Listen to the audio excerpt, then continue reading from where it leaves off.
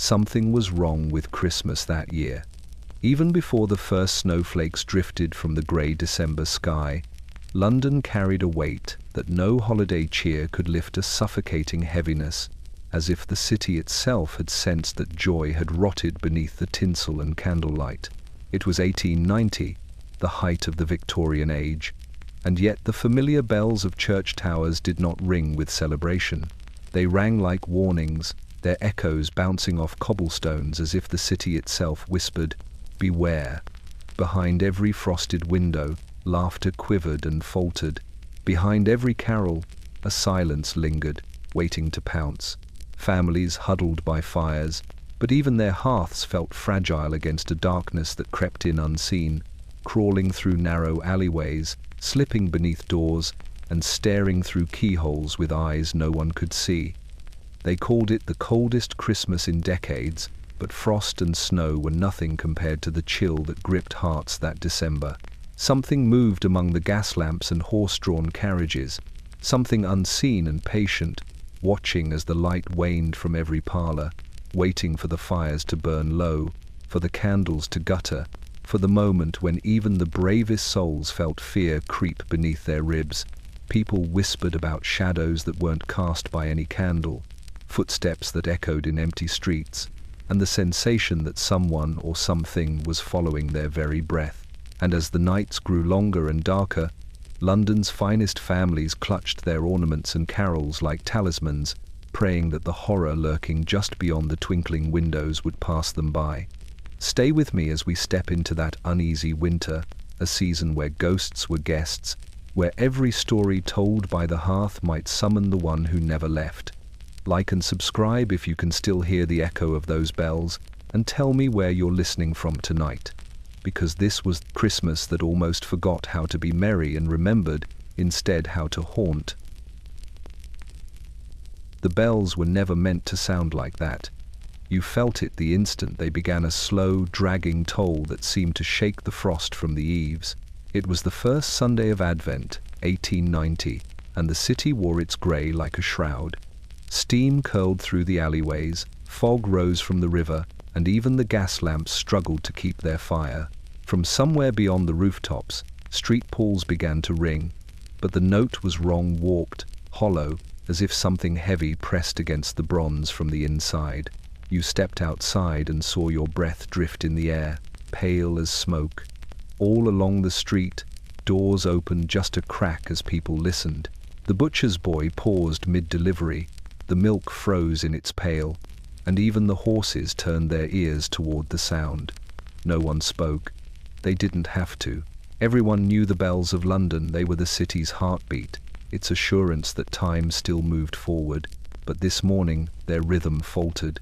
The tolls arrived unevenly, echoing through the fog like warnings carried by the wind. Farther down, a woman crossed herself. Her voice trembled as she whispered that the bells had rung that way once before the year the cholera came. Others dismissed her as superstitious, but still they looked toward the church spires, unsure. The sound didn't travel cleanly. It seemed to bend around corners, crawl through windows, and settle in the hollows of the chest. You could feel it against your ribs, not like music, but like breathing. When the hour passed, the silence that followed was worse. The city seemed to hold its breath. A cartwheel creaked somewhere distant, then stopped. The pigeons on the rooftops stayed still. For a moment, London looked less like a living city and more like a photograph. A single, frozen instant stretched too long. Then, from the direction of the river, came another chime, faint, distorted, as though struck underwater. You went back inside, but the sound clung to you. It hummed faintly through the pipes, hid behind the ticking of the clock, and rose again in the hiss of the fire.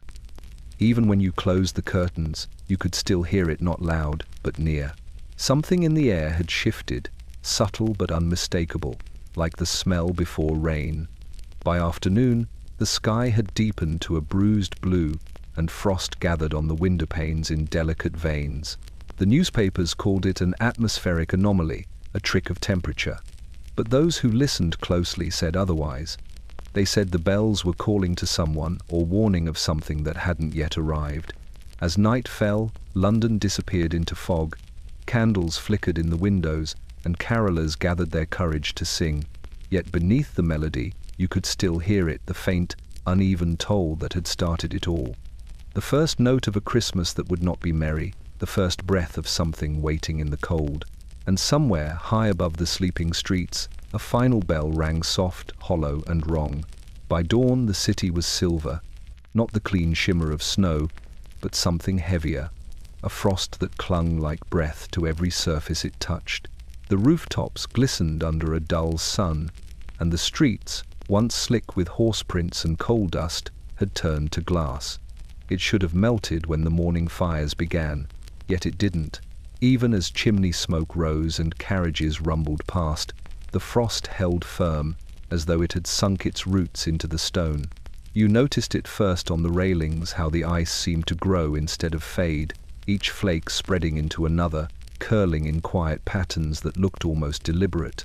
The lamplighter stopped mid-route to stare at one of the posts. Beneath his glove, the frost pulsed faintly, as if alive. He snatched his hand back and laughed too loudly, pretending it hadn't startled him. But he didn't touch another lamp that day. The shopkeepers were next. At the grocer's on Fleet Street, the windows filmed over from the inside, and no amount of wiping cleared the haze. The butcher's hooks froze mid-drip, each drop of fat and blood caught in place like amber. Even the rats kept to the shadows, their paw prints vanishing almost as soon as they were made. By midday, whispers had spread that the frost was unnatural, that it burned to the touch, that it had come not from the clouds, but from beneath the ground. In the workhouse kitchens, the matron boiled kettles to pour along the sills, muttering that it was just bad weather. But when she turned, the kettles themselves were rimmed with white. She watched the steam rise and freeze mid-air, forming thin, brittle strands that hung from the ceiling like cobwebs of glass. The younger girls cried. The older ones crossed themselves and kept stirring the broth. By evening, the frost had crept indoors. You saw it spread along the seams of the windows, tracing the outlines of the frames like handwriting. It left no wetness, no dripping, melt-only silence. The hearth spat and cracked, yet even the flames seemed dimmer, their color fading from gold to pale blue. When you leaned close, you thought you saw faces moving in the frost's reflection, soft, blurred, half-formed. They looked almost peaceful, like sleepers. Outside, the bells began again, not the clanging of church metal, but a softer sound, like chimes made of ice. It drifted across the rooftops, faint and fragile, yet it carried from one end of London to the other. The city listened, windows opened, doors stayed shut.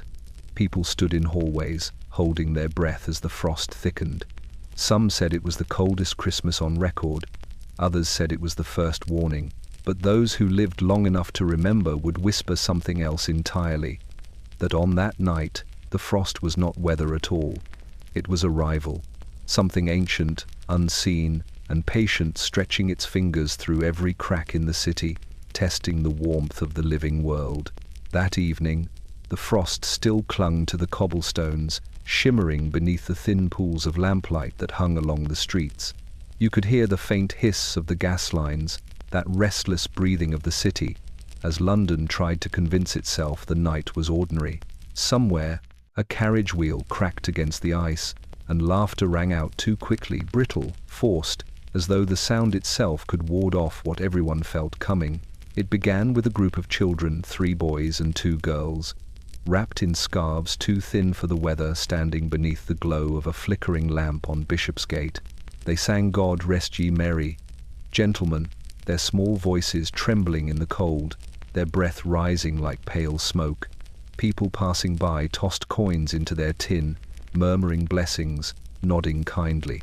But none of them stayed long. There was something strange about the way the voices carried, how the melody seemed to echo even after the song ended, weaving between the buildings, soft but insistent, as if the air itself remembered. You stood across the street, half hidden in the shadow of a shop awning. The children began another verse, but one of the girls faltered mid-line, her eyes fixed on the lamplight above them. It flared once, twice, then steadied. The others didn't notice, still singing, but her lips stopped moving. She watched something you couldn't see. When the song ended, she whispered to the boy beside her, and all at once they grew quiet. The silence that followed was so deep it made your ears ring. Moments later, the gaslight flickered again, this time all down the row. A pulse of light ran through the fog, every lamp stuttering in unison, and then darkness. The city fell still. Only the frost shone faintly, alive with its own dim glow. Somewhere in that hush, the children began to sing again, but softer now, slower, like a hymn for something not meant to be heard by the living. The notes trembled, low and beautiful, until the sound no longer belonged to their small throats. It swelled, filled the street, rolled like distant thunder, though no storm stirred above. When the lamps finally flared back to life, the street was empty. Only the tin remained overturned, the coins scattered and rimmed with frost. No footprints led away. The shopkeeper who found it later claimed he heard the faintest hum when he picked it up, as if it still vibrated with the echo of their song. That night, others across London reported hearing the same tune. It drifted through cracks in windows, down the chimneys of sleeping houses, over the bridges where watchmen dozed. It sounded different each time, a child's voice, a woman's, sometimes many, but always that same slow, mournful refrain. In the morning, the newspapers wrote of gas outages, of children lost in the fog, of frost playing tricks on the ear. But in the poorer quarters, where faith lingered stronger than reason, people left candles by the lampposts and said prayers for the carolers who never came home. And every December since, when the fog grows thick and the lamps flicker twice, Londoners still swear they can hear faint voices singing just beyond the light, carrying the same cold song that started when the bells first sounded wrong. The frost had settled into everything by the fourth day, into the railings, into the breath of horses, even into the folds of velvet coats. Londoners began to move more quietly now, with a kind of reverence, as though the air might shatter if disturbed. And yet, the markets opened all the same. The city depended on them, even when the world outside felt like it was holding its breath. Covent Garden was a blur of colour at first glance, garlands of holly, ribbons, mistletoe bound in twine. But as you stepped closer, the illusion cracked. The flowers looked wrong. Their petals were perfect, untouched by rot or damp, yet drained of life.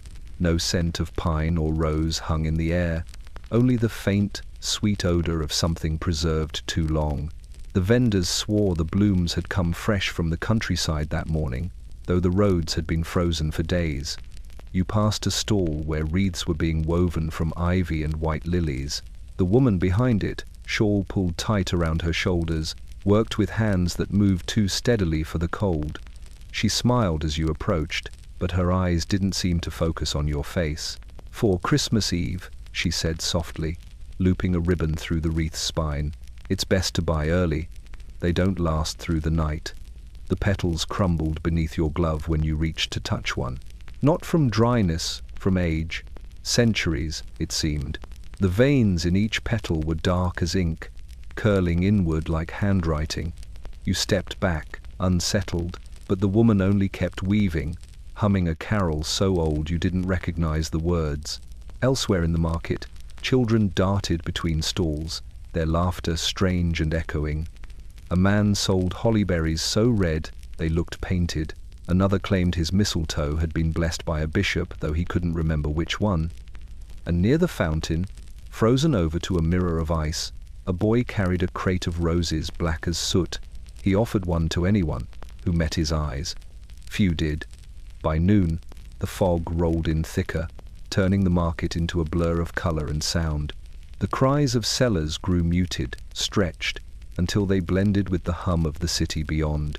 When the church bells rang the hour, their tones were dull and distant, as though the frost had crept into the bronze itself.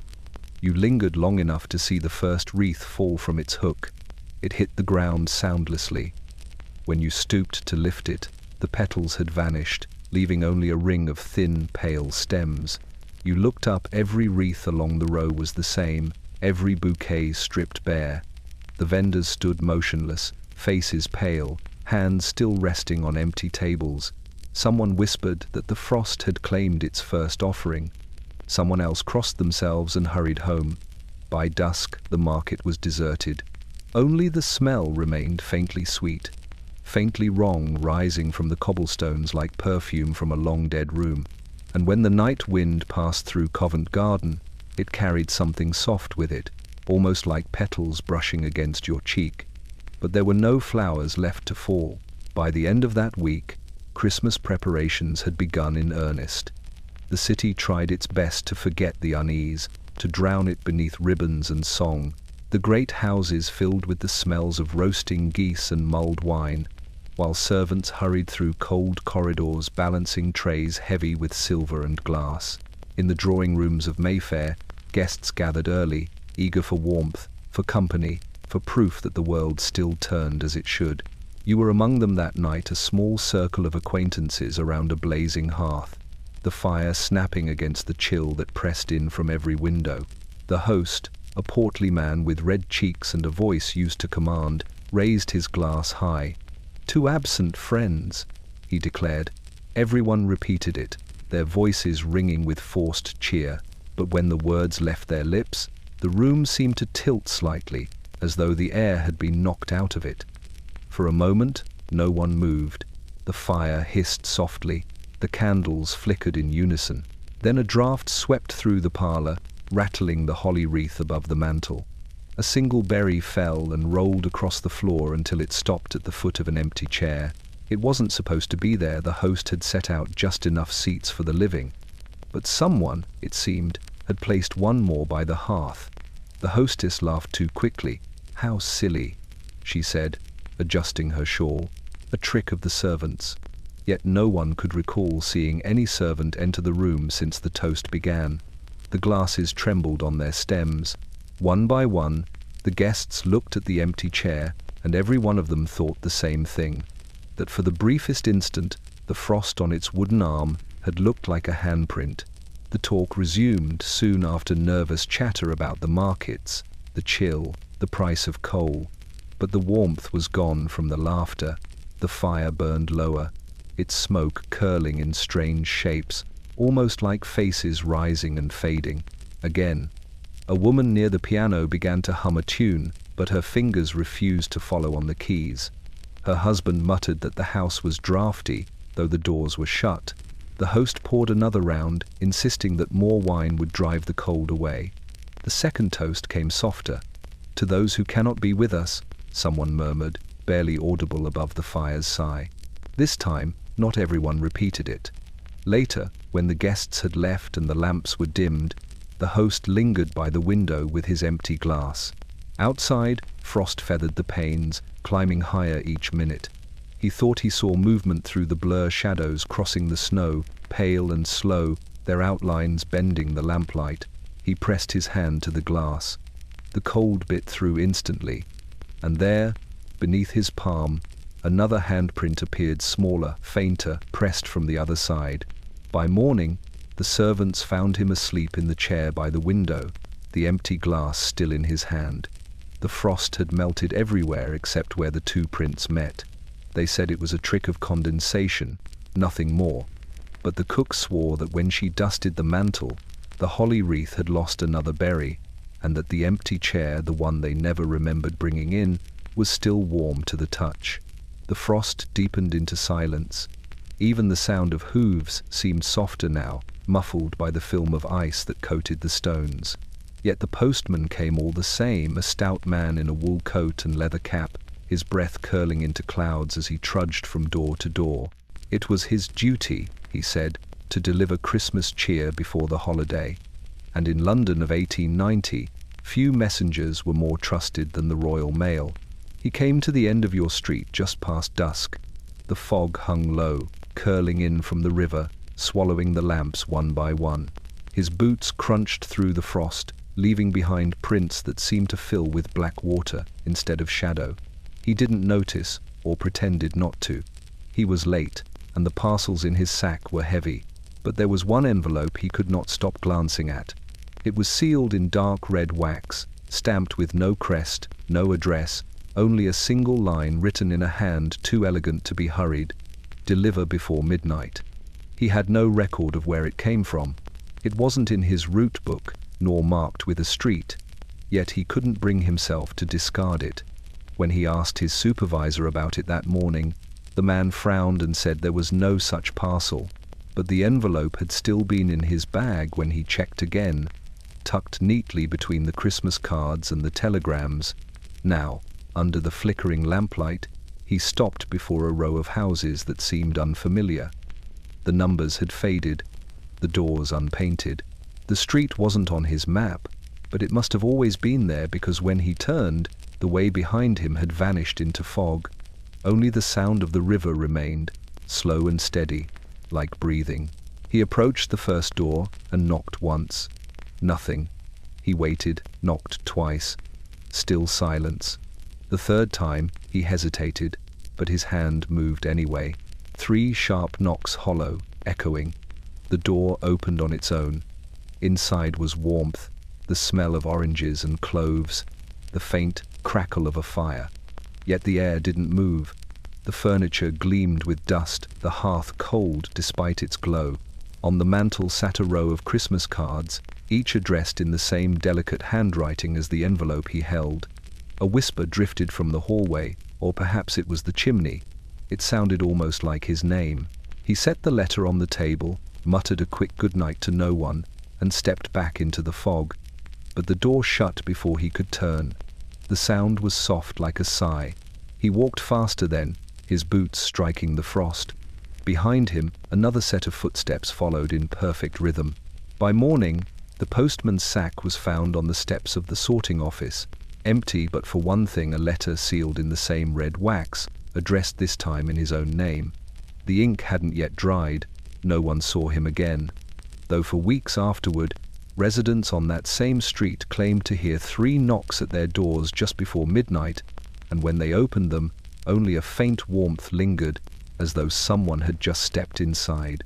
The frost no longer shimmered, it pulsed. Each night it returned thicker, crawling up door frames and window panes as though it sought a way in.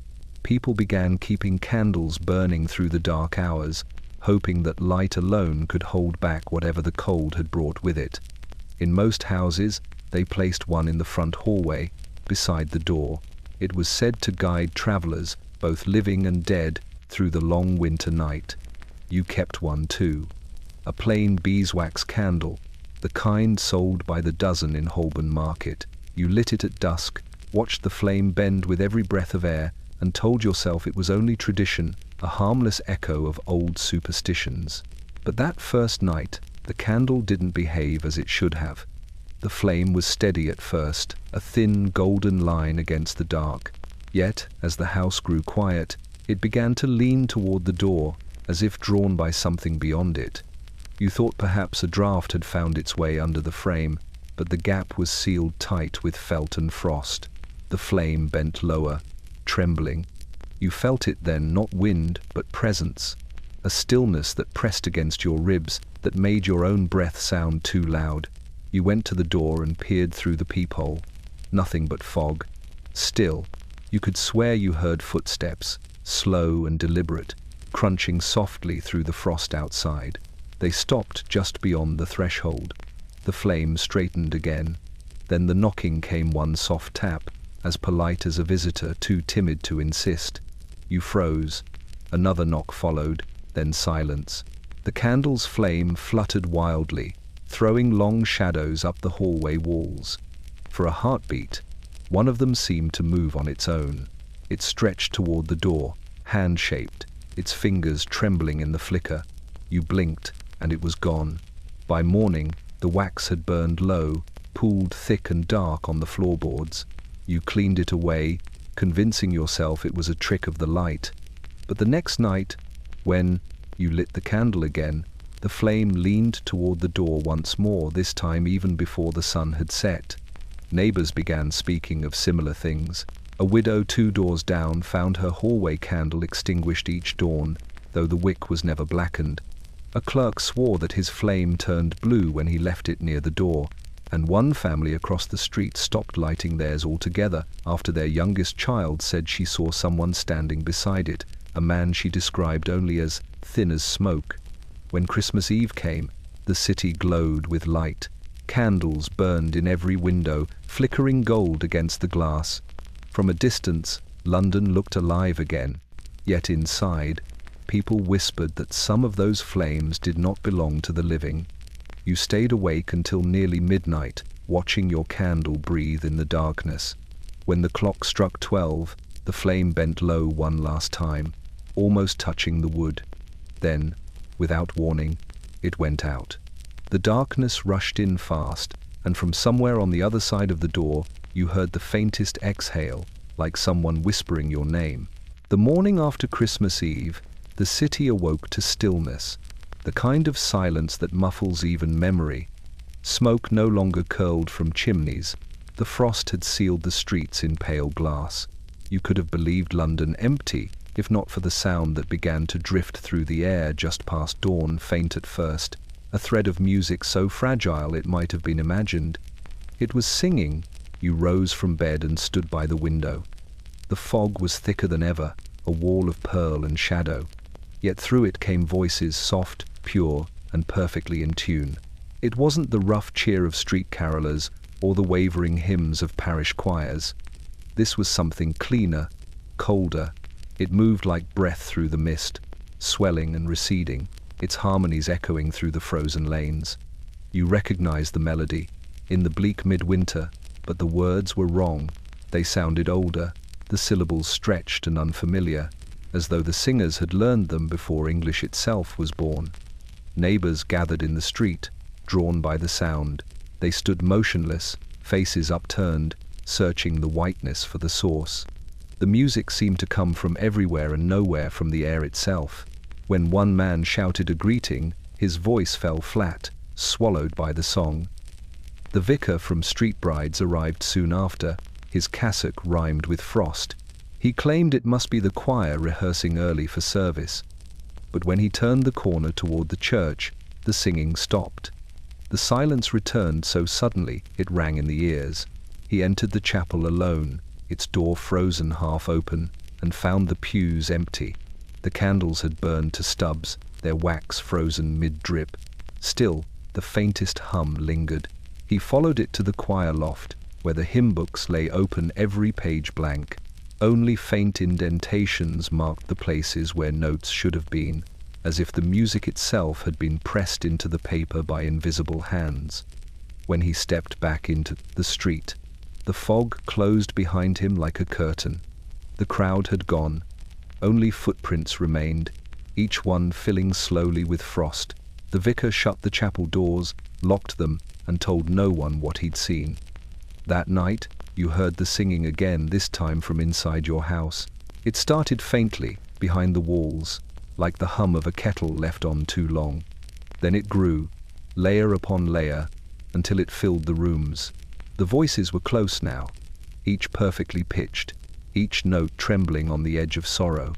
You held your breath and listened, heart thudding in time with their rhythm. And then, as suddenly as it began, it stopped.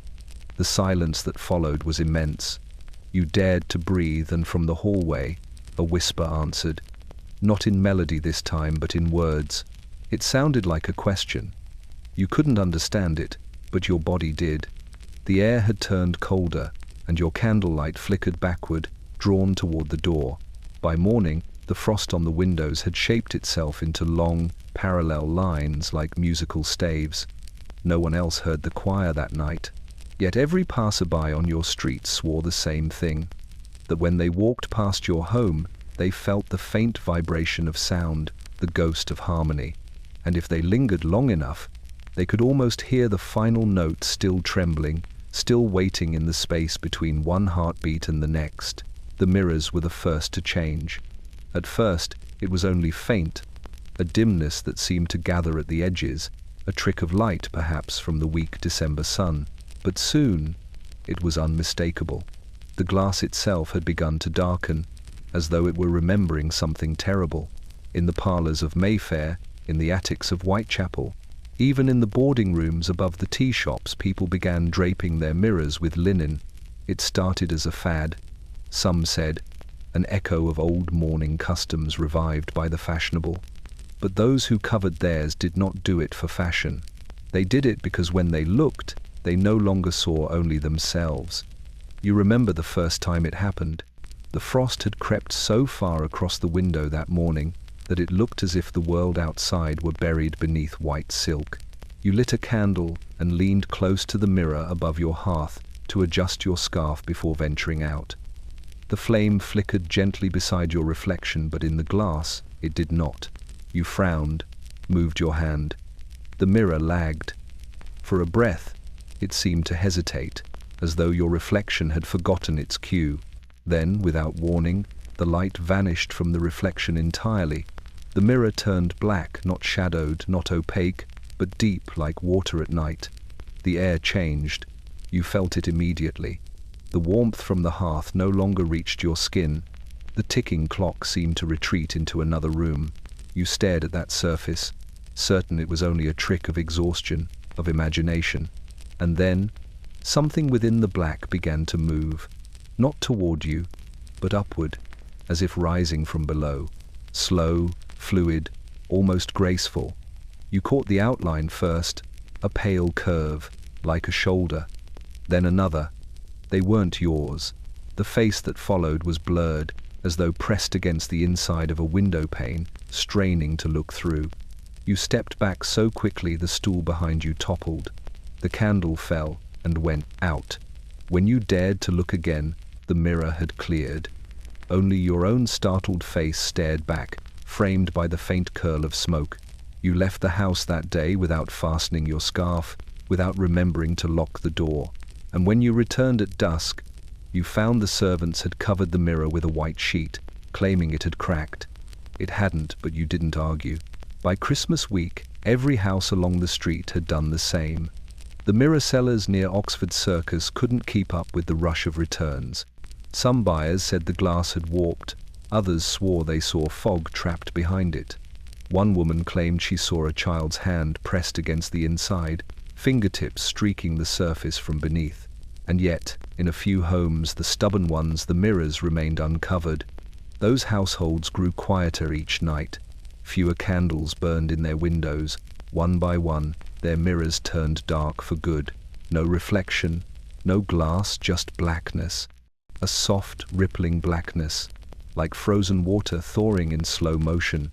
It was said that when the bells rang on Christmas morning, the last of those mirrors turned, and in each one, for a single heartbeat, a face appeared, not the owner's, not anyone's, but a stranger's, mouthing the words to a carol no one remembered anymore. Then the glass cracked from the inside out. By New Year's there wasn't a clean mirror left in London. The frost had grown so thick by Christmas night that it no longer looked like ice at all, but glass clear in places, milky in others, layered upon itself until the panes seemed carved from frozen breath. The city had quieted. No carolers, no church bells, not even the rattle of carriage wheels. Only the wind remained, soft and steady, like a sleeping lung beneath the snow. You had taken to sleeping by the fire, a blanket around your shoulders, and a candle flickering beside you. The rest of the house was too still, too hollow. Each step through the corridor echoed back longer than it should, as if someone else was walking in rhythm behind you. The servants had gone home to their families, promising to return after Boxing Day, but the days were blurring together now, and you hadn't seen the sun since Christmas Eve. That night, you woke to the faint sound of tapping, not the brittle kind made by a branch against the glass, but something deliberate. 3 sharp knocks, then silence. You sat up, heart thudding. The room was washed in dim orange light from the dying fire. At first you thought it was the wind, the old house settling, but then it came again, slower this time, closer. Tap, tap, tap. You rose and turned toward the window. The frost had nearly covered it, thick enough to hide the street beyond.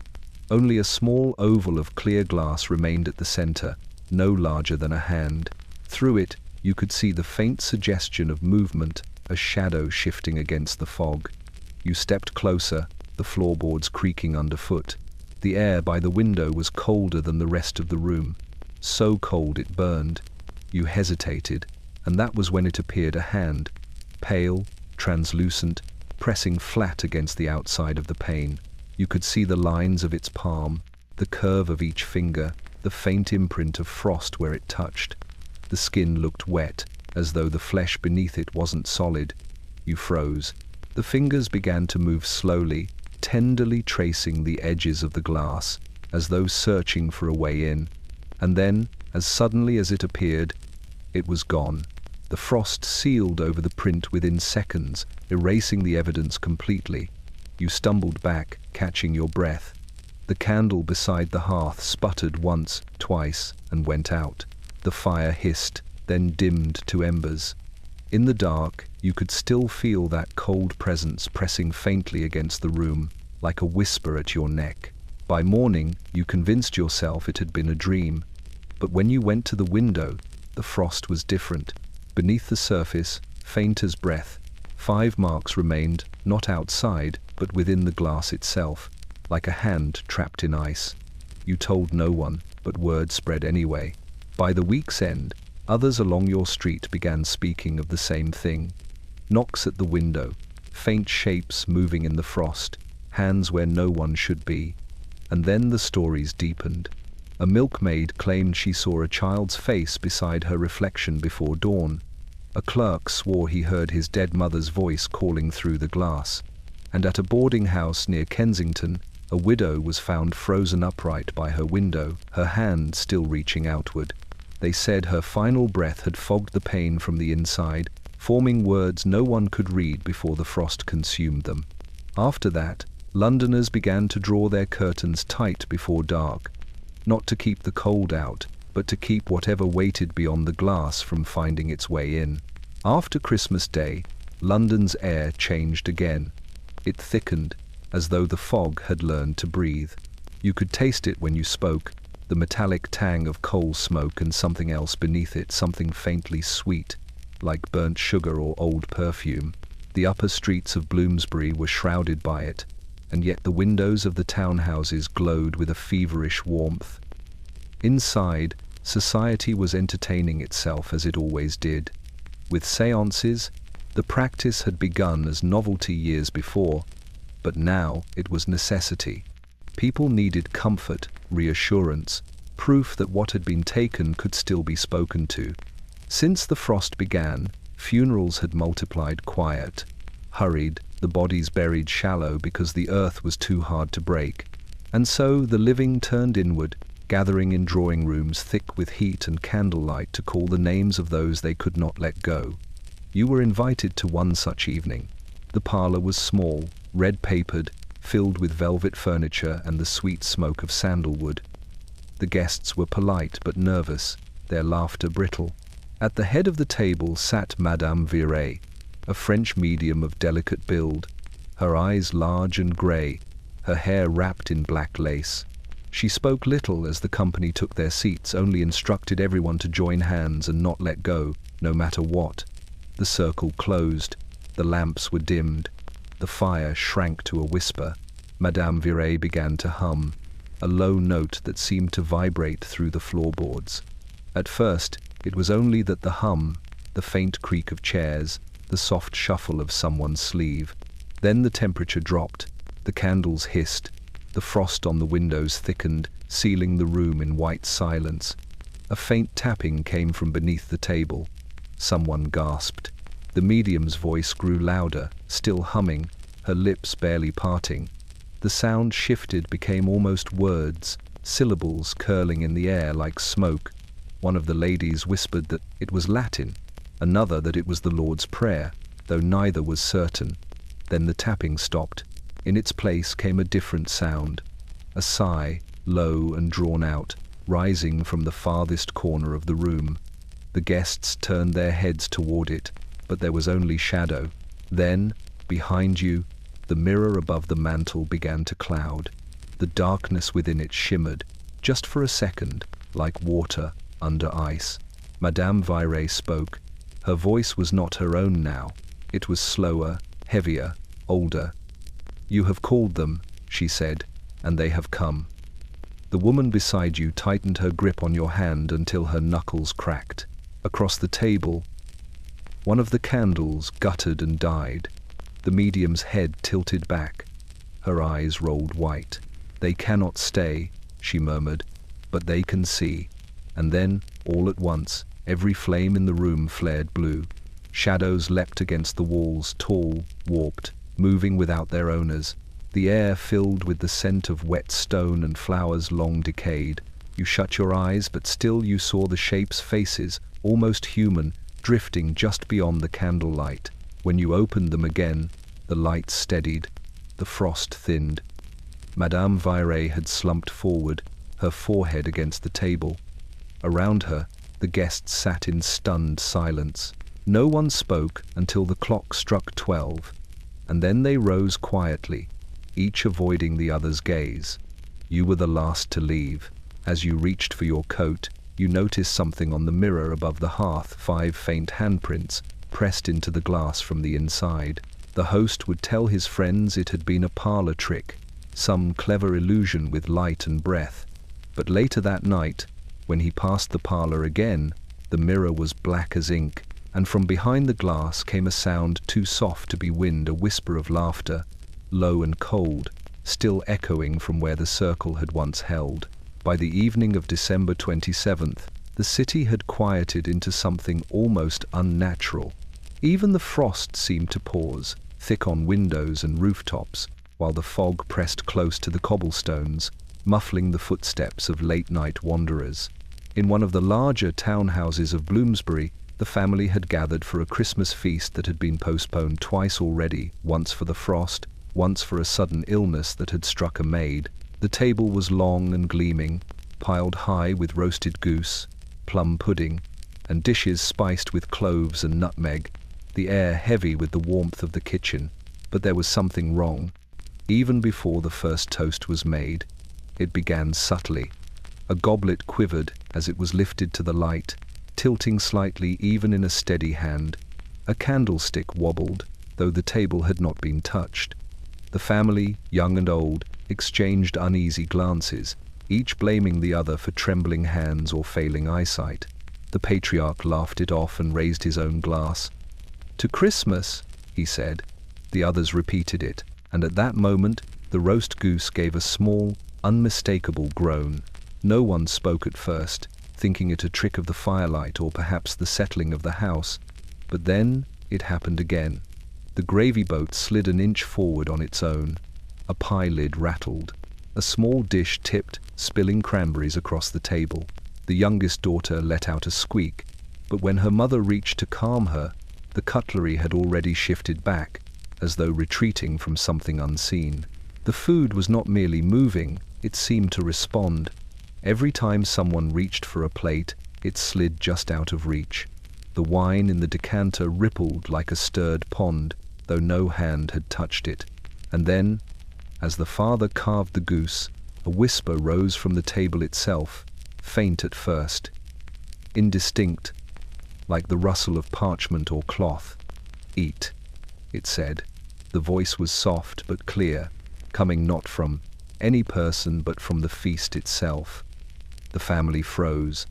The mother clutched her napkin. The children stared wide-eyed at the table. The patriarch, red-faced but proud, laughed nervously. "It is the season for merriment," he said. He lifted a drumstick. The goose twitched. The whisper came again. "Do not forget." The words slithered around the silverware, curling up into the flames of the candles. The pudding quivered, and the cranberries rolled back into a neat pile as if guided by invisible fingers. Each guest tried to speak, but their voices failed. The table itself seemed to hold the conversation now, replying in murmurs, rustles, and the subtle shifting of dishes. Hours passed in this suspended state. The servants had fled long ago, leaving the household alone with the whispering feast. The fire burned low, its light casting shadows that flickered and leaned toward the center of the table. The family ate little, for the food seemed to watch them, measuring their hesitation, counting their breaths. By midnight, the phenomenon began to recede. The dishes stilled, the whispers softened, leaving only the faint echo of a sigh that rolled along the wooden floor. The father, pale and shaken, leaned back in his chair and whispered a prayer. Candles flickered once and then steadied. The frost outside, thick and still, seemed almost to pulse in acknowledgement. When the house fell silent, the children dared to speak. The youngest pointed at the puddings, which now sat untouched, and said something no one could quite repeat, a phrase that came not from her lips, but from the table itself. Even after the family retired to their rooms, the smell lingered: warm goose, sweet pudding, and the faint, almost imperceptible trace of something else, something older, a presence perhaps that had tasted Christmas once and would not forget it. It was the 28th of December when the first reports appeared. A photographer, newly arrived from Paris, had set up a small studio in Soho, advertising the latest in portraiture not merely to capture likenesses, but to reveal the soul of the sitter. London society, eager for novelties during this long, frost-bound season, flocked to him. They dressed in their finest for a chance to see themselves immortalized on glass, to have a memory framed for years to come. Few realized that in 1890, some images were better left unmade. You entered the studio just past dusk. The streets were silent under frost-laden lamps, the fog pressing against the glass panes of the shop. Inside, the air was warm with the smell of varnish and candles. The photographer, a thin man with sharply defined features, bowed slightly, his eyes too bright. He gestured toward the back where a camera sat atop a tripod, brass fittings gleaming. Behind it was a backdrop painted to resemble a cozy drawing room, red drapes and a flickering fireplace. "Step forward," he said, and you did. His hands moved with precision, adjusting your posture and the angle of the light. Then he asked a question that seemed ordinary enough. "Do you wish to see yourself as you are, or as you might appear to the dead?" The words hung in the air. You blinked. Something cold brushed the back of your neck, though the studio was warm. You laughed nervously, thinking it a jest, but the photographer did not smile. He nodded, as if pleased you understood the gravity of the choice. The shutter clicked. A puff of smoke rose from the small engine, curling into the air. Then, in the glass of the developing plate, a face appeared, yours, yes, but with subtle distortions. The eyes were too bright, the shadows around your mouth too deep, and behind you, faint, almost imperceptible, was another figure, blurred, leaning, pale. Not a shadow, not a reflection, but a form separate from the air, separate from the glass. You leaned forward. The photographer motioned for you to remain still. "They do not always appear," he said, voice low, almost reverent, "only to those who carry the frost in their blood." By the time the portrait was fixed and washed, the figure had not moved. It lingered in the back, like a whisper in the corner of the room. When the lights were brightened and the backdrop revealed, there was nothing there, only the faint echo of warmth, a chill where it should not have been. Other visitors swore the same phenomenon occurred. One young lady claimed a small child appeared beside her on the plate, its eyes wide and sorrowful, though she had no children of her own. A gentleman said he saw his late father, faintly bowed, staring over his shoulder, lips moving as though to speak. Each plate, each exposure, seemed to capture not merely the living, but something that lingered beyond the echoes of those who had already left. By New Year's Eve, the photographer's studio had emptied. The city whispered that the plates were cursed, that those who kept them awake at night found pale faces in the corner of every room, flickering in candlelight. Some destroyed the photographs, others left them on mantels, claiming they heard voices murmuring their names through the glass. You left the studio that night, holding your own portrait carefully in its wrapping. When you glanced back, the fog had thickened, curling against the windows as if guarding the place. And though the streets were silent, you felt eyes upon you, not from living neighbors, but from something older, trapped within the emulsion of silver and light, waiting for the frost to call them again. By the 29th of December, the house itself seemed to have turned against its occupants. The frost pressed against every window with stubborn insistence, and the fog lingered in the streets so heavily that even familiar sounds, a carriage's wheels, the clip of horse hooves, the distant bell of street Pauls were muffled, distorted, and slow. Inside, the city's elite tried to maintain warmth and order, yet something more subtle was moving through their homes, shadows that did not belong to the light. You first noticed it in the drawing room, late in the afternoon. The walls were papered in deep crimson damask, patterned with swirling vines and flowers. At first, the designs were only elaborate, elegant in their excess. But as the day waned, the shadows began to detach themselves from the folds of the drapery and the furniture.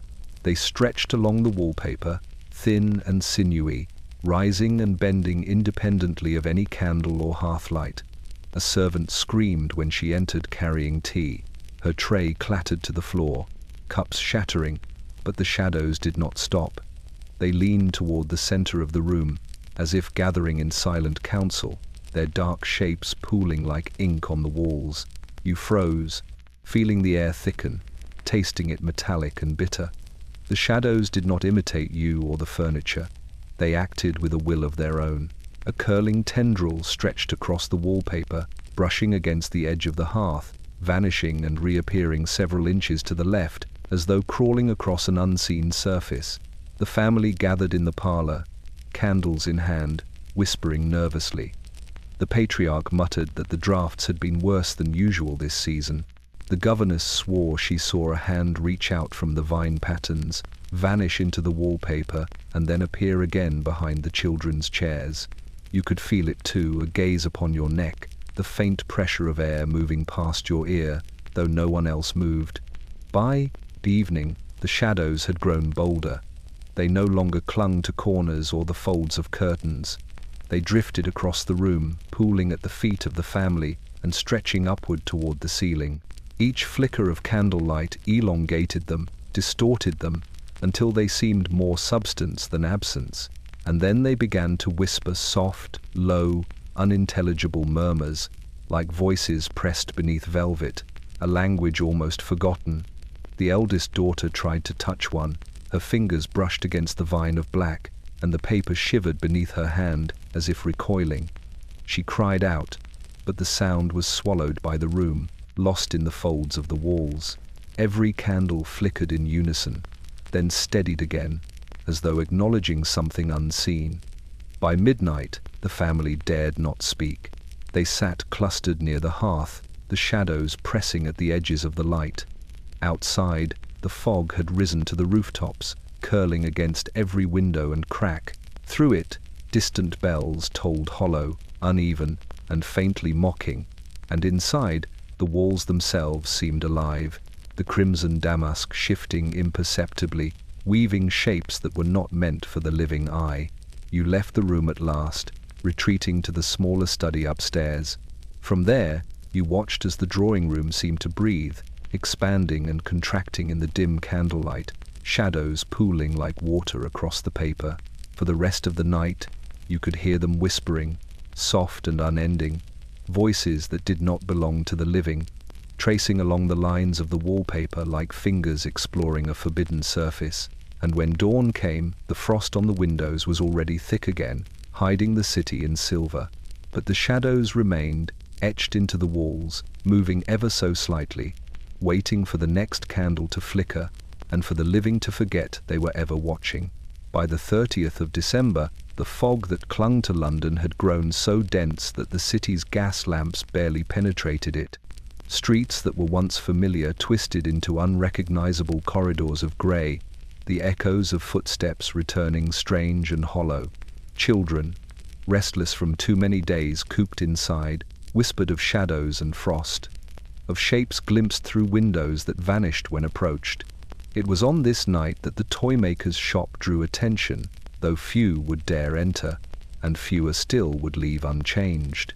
The shop sat tucked in a narrow alley off Drury Lane, its windows cluttered with carved dolls, wooden soldiers, and delicate clocks. On ordinary days, the lights inside glowed warmly, a promise of sweet delights. But in 1890, the glow was faint, sickly, and strange. Locals swore that those who peered in after sunset saw the toys shift imperceptibly. A soldier tilting his head, a doll's eyes flicking to follow them, a rocking horse swaying without touch. You approached the door cautiously. The bell above jingled, though no one seemed near enough to move it. Inside, the air was heavy with the scent of varnish, sawdust, and something faintly metallic, like the tang of blood. The toy maker himself appeared from the shadows, a thin man whose face was pale as wax. His eyes gleamed strangely in the dim light. "Ah," he said, voice soft, curling around the room like smoke. "You wish to see the latest creations. They are special this year." The toys were indeed extraordinary. Dolls dressed in fine silk and lace, their faces so smooth they seemed to hold a secret.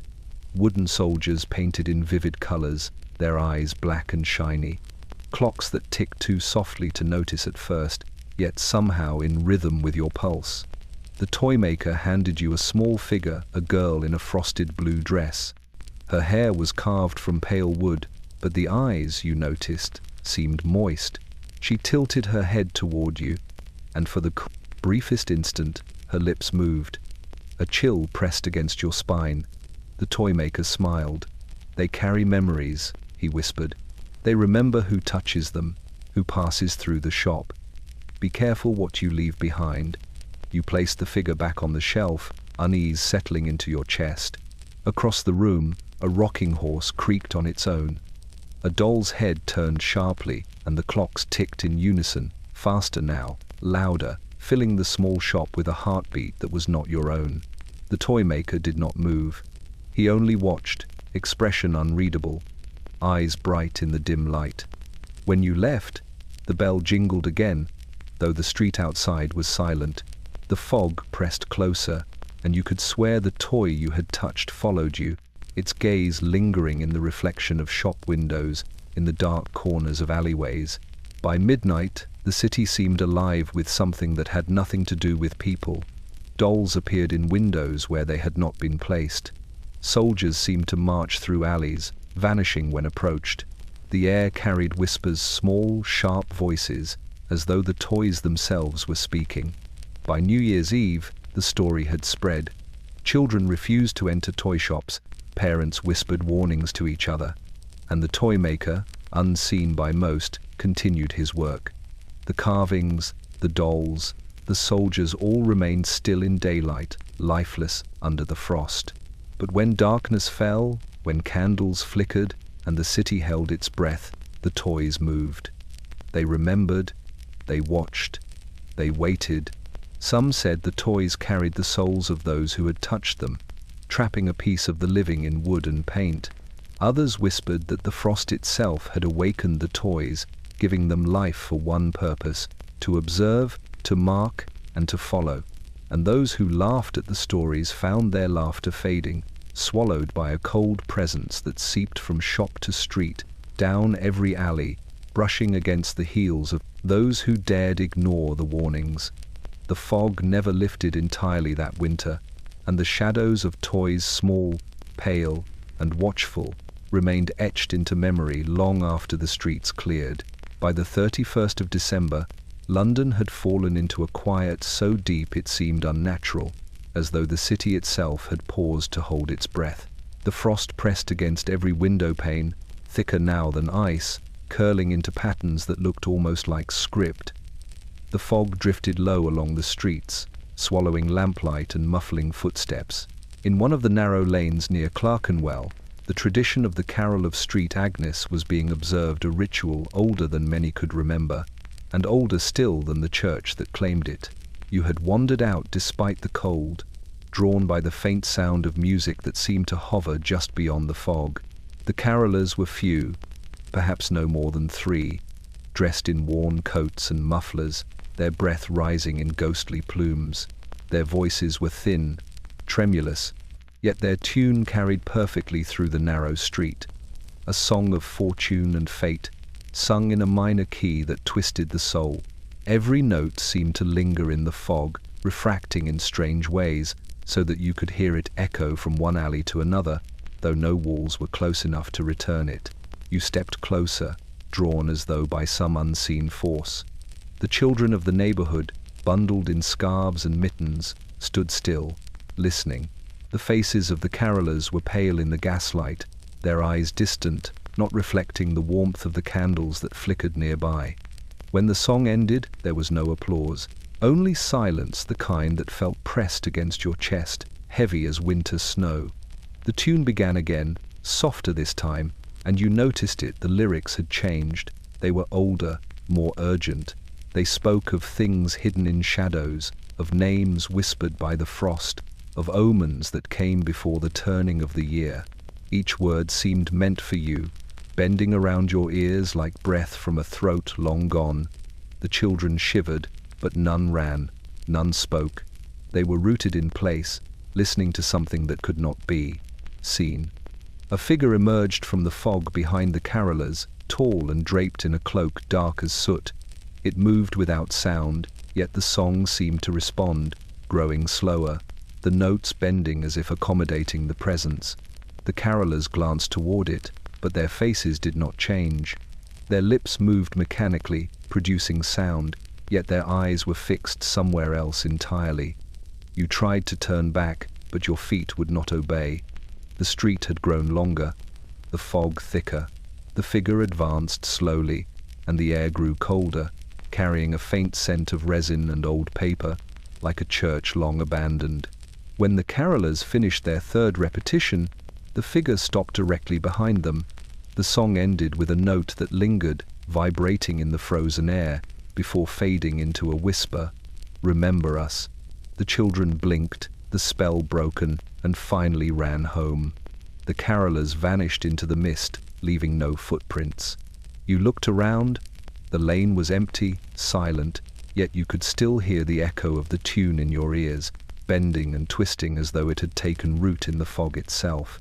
When you returned home, the candle you had lit at the window flickered violently, then steadied. In its light, you thought you saw a shadow move across the wallpaper, bending toward the hearth, a reminder of the carol that had sung only to you. And in the distance, faintly, you could hear it again, carried by the fog, calling through the frozen streets. The Carol of Street, Agnes, a song for those who dared to listen, and for those who would remember the frost that had sung through London's veins that winter.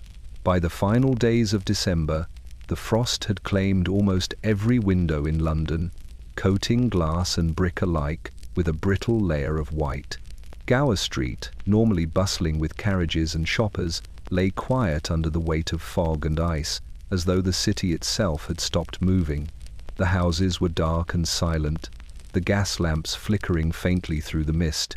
Among them, one house stood out, not by size or grandeur, but by the strange warmth that seemed to radiate from its windows, as though it contained something alive and watching. You approached cautiously. The shutters were closed, yet the curtains within swayed ever so slightly, though no breeze passed through the sealed panes. The door was polished, the brass knob gleaming, but it gave the impression of being older than it should have been, and somehow heavier, as though it bore the weight of memory itself. You pressed a hand to it. The wood was cold, ice forming along the edges where it met the frame. You could hear nothing beyond the faint creak of your own coat. Inside, the house was unnervingly quiet. The hearth was lit, fire low, smoke curling lazily toward the ceiling. The room smelled of spiced wine and old wood, a comforting scent at first, until you noticed it was mixed with something else. The faint metallic tang of blood, sharp and fleeting, disappearing as quickly as it came. A table was set for dinner, carefully arranged, yet no one was there. 5 chairs stood around it, empty, polished to a high shine. One chair, nearer the hearth, seemed warmer than the others, as if someone had been sitting there only moments before. You moved further inside, footsteps echoing against the hardwood floors. A grandfather clock ticked slowly, yet the pendulum swung unevenly, jerking slightly with each motion. On the mantel, a row of family portraits stared down, painted eyes following you, though none were familiar.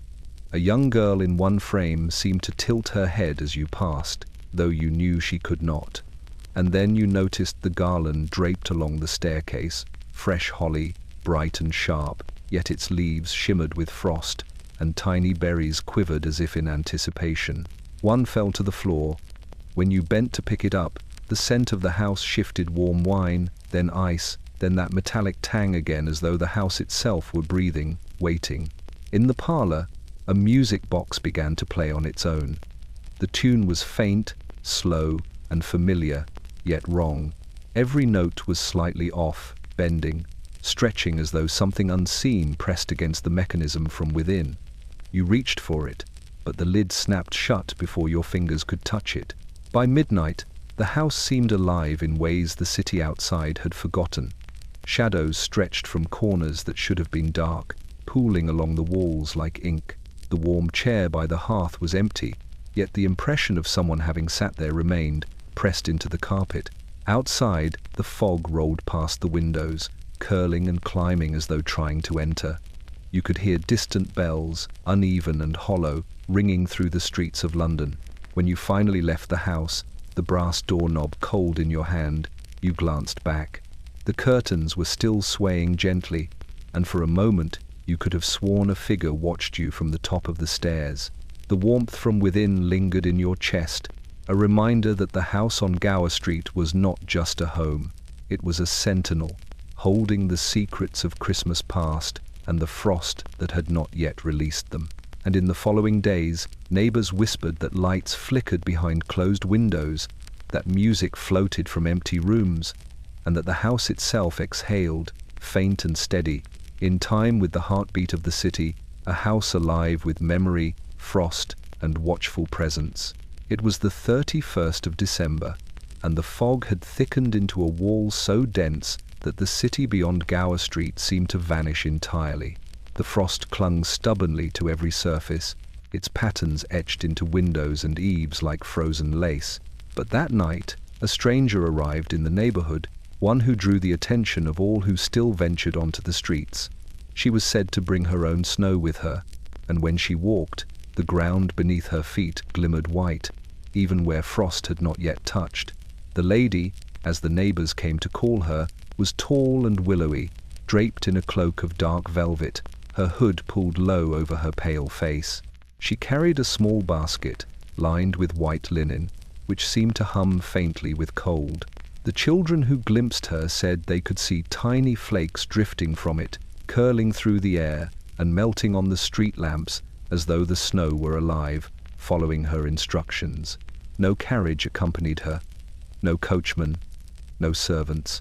She arrived alone, silent, save for the sound of the snow whispering against itself.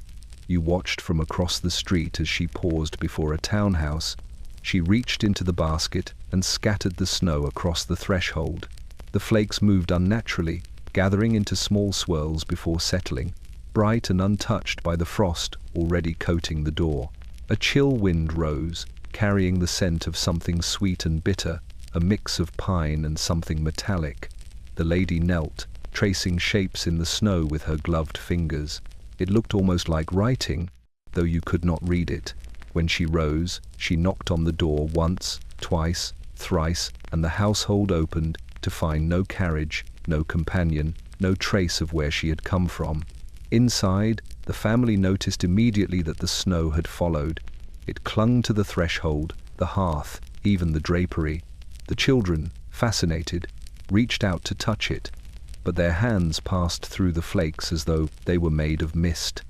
And then, in a breath, the snow rose slightly, swirling around the room, condensing near the windows, and vanishing without a trace. Neighbors claimed that wherever she went, the snow altered the air, making it heavier, sharper. Candles burned blue instead of gold, and the frost outside the windows grew denser, climbing like ivy. The lady's presence was accompanied by a sound faint, like the brushing of silk or the soft sigh of the earth itself. Those who followed her, even from a distance, reported seeing shapes in the drifting snow, faces pale and pressed as though watching them. By midnight, the lady had disappeared, leaving behind traces only the observant could notice. Footprints in the frost that vanished when examined closely, a faint scent of cedar and smoke, and a chill that did not fade with the fire. Households reported that their candles flickered unnaturally that night, shadows bending toward the windows as if expecting her return. Even the frost on the panes seemed to pulse in rhythm with something unseen, as though the snow itself had taken a measure of the house. Some whispered that the lady was not mortal, that she was a spirit of winter itself, visiting only when the frost had reached its peak and the city lay most vulnerable. Others said she marked houses for remembrance, a blessing or a warning, no one knew which. But every resident who had seen her remembered the snow she brought, and the silence that followed, a silence so deep it pressed against the bones, leaving the memory of something too cold and too beautiful to forget. And as the city prepared for the new year, the frost thickened still, carrying with it the memory of the lady who brought her own snow, a presence neither fully seen nor understood, but undeniably real, lingering long after she had passed into the fog. By New Year's Eve, the frost had reached a rigidity that made the city feel suspended, as though time itself had slowed to a crawl. Gas lamps struggled against the fog, their light bending and breaking in the mist, casting long, uncertain shadows across the streets. Inside the townhouses, hearths burned with unusual intensity, fires that should have dwindled long ago, yet refused to die. Among them was the home of a family whose lineage stretched back generations, known for their adherence to tradition and their obsession with keeping the Yule log burning until the very last day of the year. You arrived at the house just past dusk. The front door, heavy and polished, creaked as you entered, carrying the faint scent of pine smoke and roasting meat. The parlor was filled with a warm golden glow, yet there was something unnatural in the light. The Yule log, enormous and ancient, crackled on the hearth, its flames twisted higher than seemed reasonable, the embers casting strange, dancing shapes along the walls. The room smelled of wood and soot, but beneath it lingered a faint, acrid scent, like iron and old paper. The family gathered around the fire, dressed in heavy velvet and wool. The father raised his glass in a quiet toast, his face flushed from the warmth, though the cold pressed against the windows like teeth. The children laughed softly, their breath fogging in the air, yet the fire refused to obey the natural laws. Logs split, embers fell, and the flames continued, climbing higher, leaping across the hearth with a life of their own. When a servant tried to stoke the fire, the logs snapped audibly, but the pieces glowed as if the original flame had absorbed them. You leaned closer, noticing the colors of the fire. Gold and orange were there, yes, but also faint blues and purples twisting together in a manner almost liquid, almost alive. Sparks floated upward, not in the usual erratic dance, but in arcs that seemed deliberate, forming shapes you could not quite name. Faces, perhaps, or masks, hovering for a heartbeat before disappearing into smoke. Each time the log crackled, a whisper passed through the room, soft, almost imperceptible, yet unmistakably present. Hours passed, and the family began to grow uneasy. Every attempt to quench the fire, pouring water, smothering embers, even removing logs failed. The hearth remained ablaze, impervious to reason or effort. The father muttered that it must be a trick of the old wood, the scent of resin, or perhaps the heat of too many candles, but the children whispered to one another of faces in the flame, eyes that blinked in rhythm with the fire's flicker. By midnight, the room had grown unnaturally warm, yet the frost pressed against the windows like frozen glass, unyielding.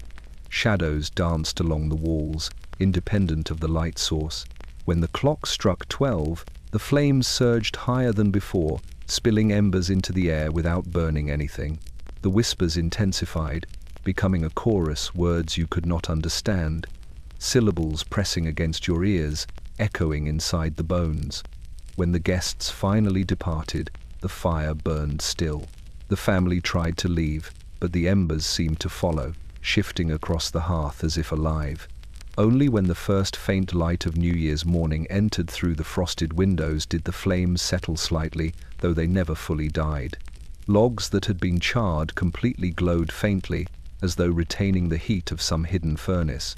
Neighbors whispered that even after the house was empty, the glow of the Yule log could be seen flickering through the curtains at night.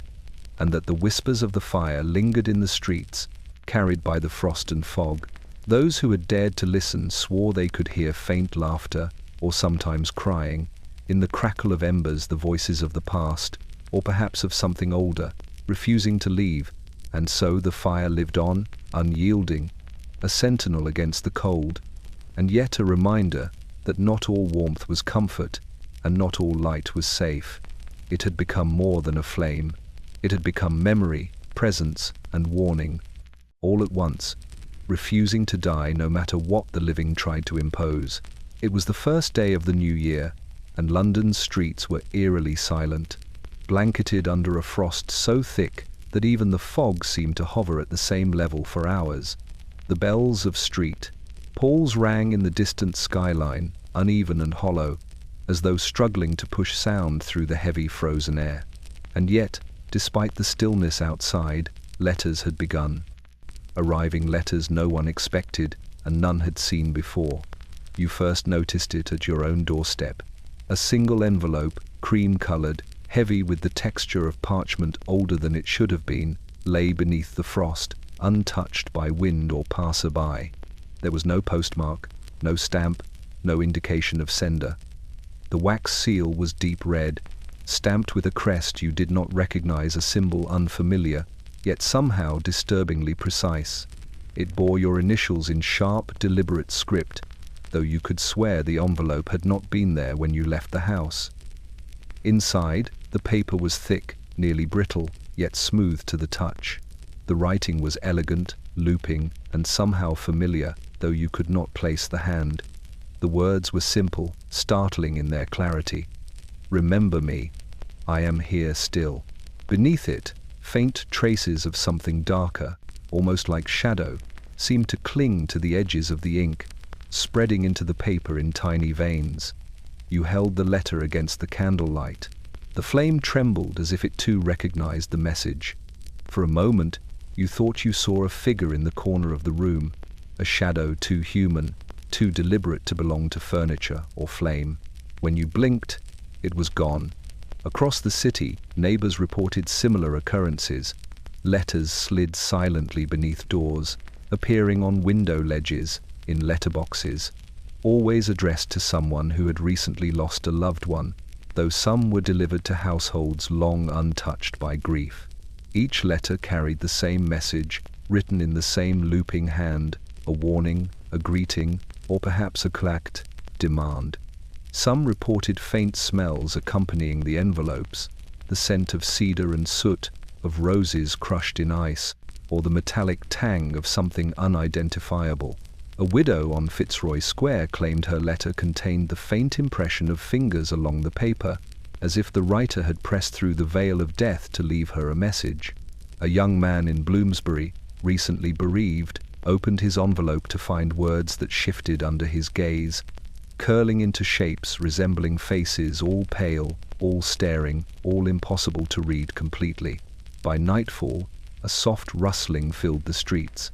The letters had multiplied, sliding along thresholds like tiny, paper-bound specters. Windows rattled as if whispering in response, and gas lamps flickered, casting uncertain light on frost-laced pavements. The postmen refused to make their rounds. The letters seemed to deliver themselves.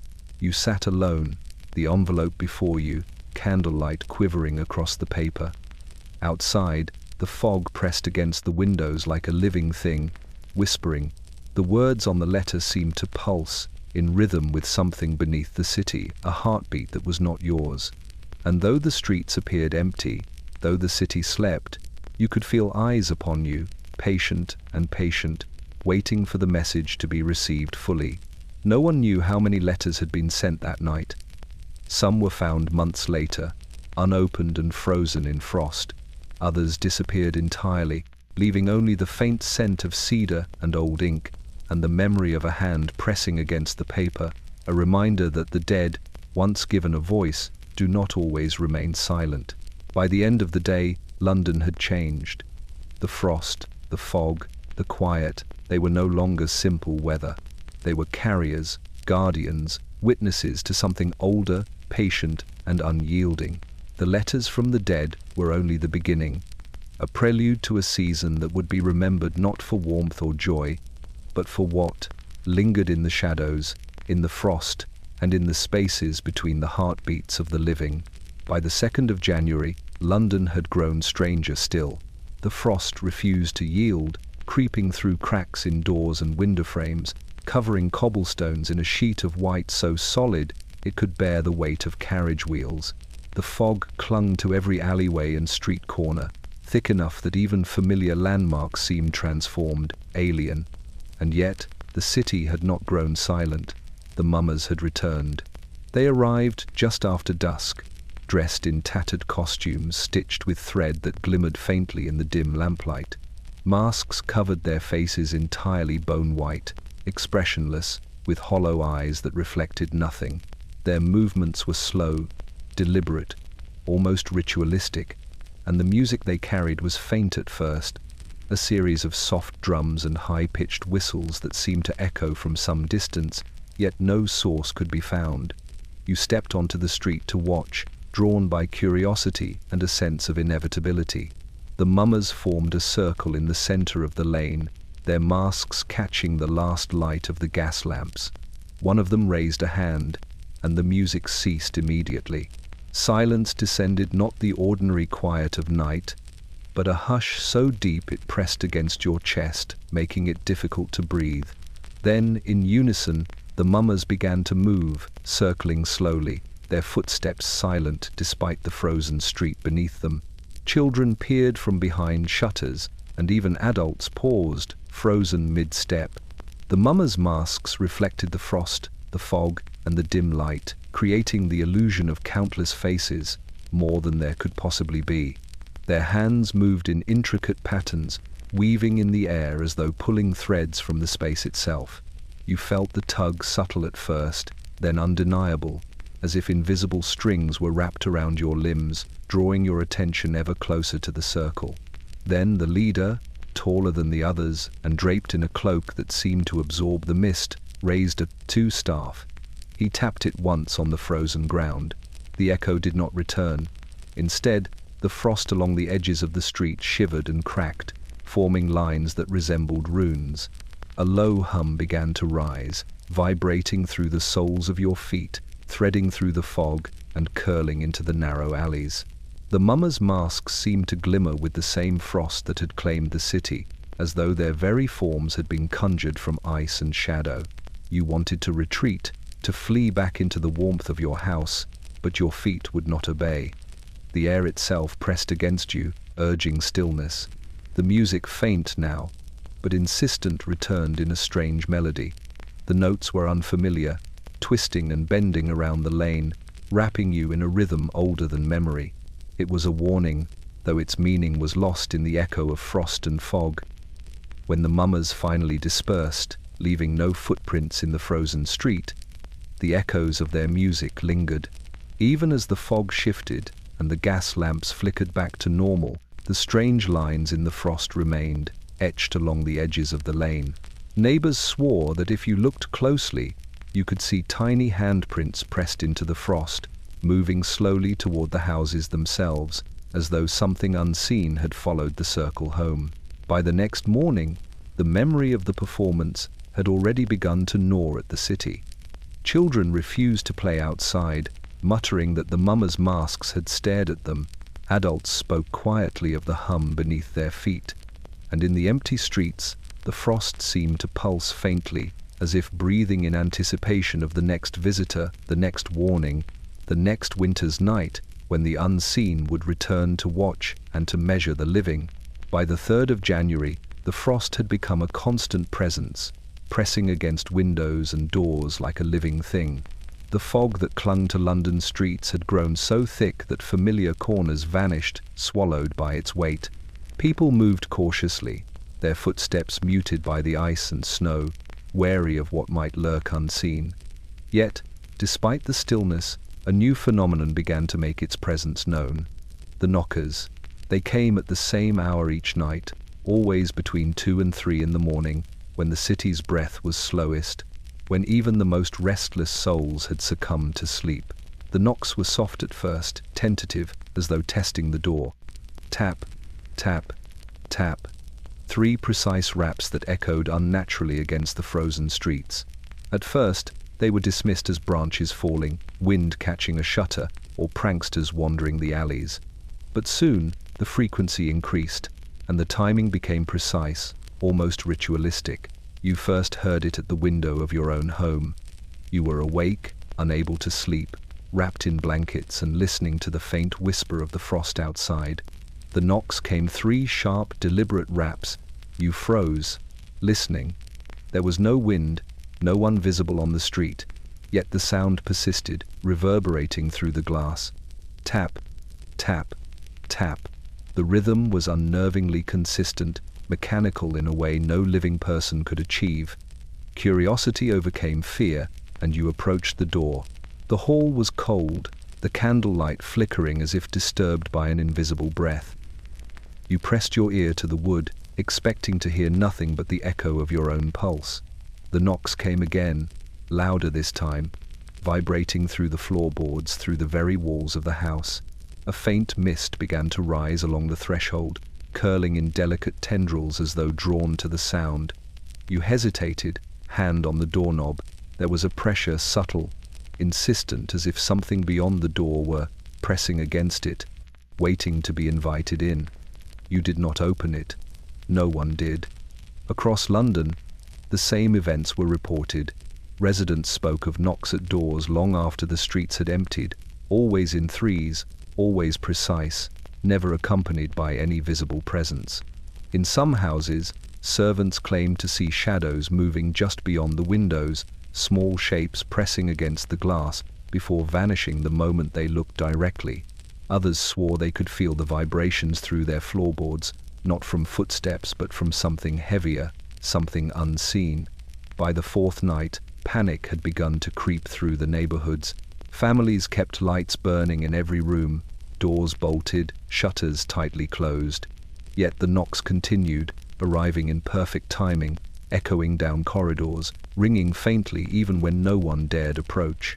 Occasionally, a softer sound accompanied them, a whisper, almost lost beneath the rap, saying something unintelligible but unmistakably human. Some attempted to ignore it, claiming it was coincidence. Others left notes on their doors, hoping to deter whatever pressed against them. Yet the knocks continued, as precise and insistent as ever, traveling from one street to the next, threading through the fog like a message encoded in rhythm. By the 5th morning, London had changed. The city's frost and fog had grown familiar, but the knocks remained a warning. Residents avoided doors during those hours, hearts pounding, listening to the 3 precise raps that seemed to measure their fear, their hesitation, their very presence. And in every home, beneath the frozen panes, beneath the layer of frost and silence, something waited, patient, unseen, and still knocking. By the 4th of January, London's frost had hardened into a kind of glass, sealing every street, alley, and courtyard in an unbroken sheet of silver. The fog had grown heavier still, curling along eaves and through iron railings, swallowing sound and softening light. The city's few remaining pedestrians moved cautiously, boots crunching on the ice as if their steps might disturb something lying dormant beneath the frozen streets. Yet despite the stillness, a new sensation began to permeate the air, a smell, faint at first, barely perceptible, that carried a weight all its own. It began in the kitchens of Bloomsbury. Servants tending to the fires and the remaining food for the season noticed the aroma first. Sweet, warm, and familiar. The smell of cinnamon, cloves, and nutmeg drifting through the house as though a great oven had been lit somewhere unseen. They checked the hearths, the stoves, the pots of mulled wine and roasted meat, but everything was as it should be. No one had lit anything extra. No embers glowed where there should have been none, and yet the smell persisted, curling through hallways, rising along staircases, reaching even the attics. By mid-afternoon, the smell had changed. Smoke had begun to mingle with it, not the clean scent of burning wood or coal, but acrid, metallic, as if something had burned for years in silence. Windows were opened and shut, fires stoked and doused, and yet the scent remained, drifting in from corners that should have been empty, pressing against doors and curling into chimneys that had long since gone cold. You walked through the streets, drawn by curiosity and unease. The fog clung to your coat, the frost to your boots, yet the aroma followed, heavier now, wrapping around you like a second skin. Every alley seemed to carry it, and yet there was no source. The markets were empty, the shops shuttered, yet the smell of spice and smoke lingered as though baked into the very walls. You could feel it pressing into your throat, sweet and bitter, warming and choking all at once. By nightfall, people across the city began whispering of it. Bakers swore their ovens had remained unlit, yet their kitchens smelled of cinnamon and roasting meat. A candlemaker in Whitechapel claimed that when he opened a barrel of wax, the scent of smoke drifted from it, though he had stored it weeks prior.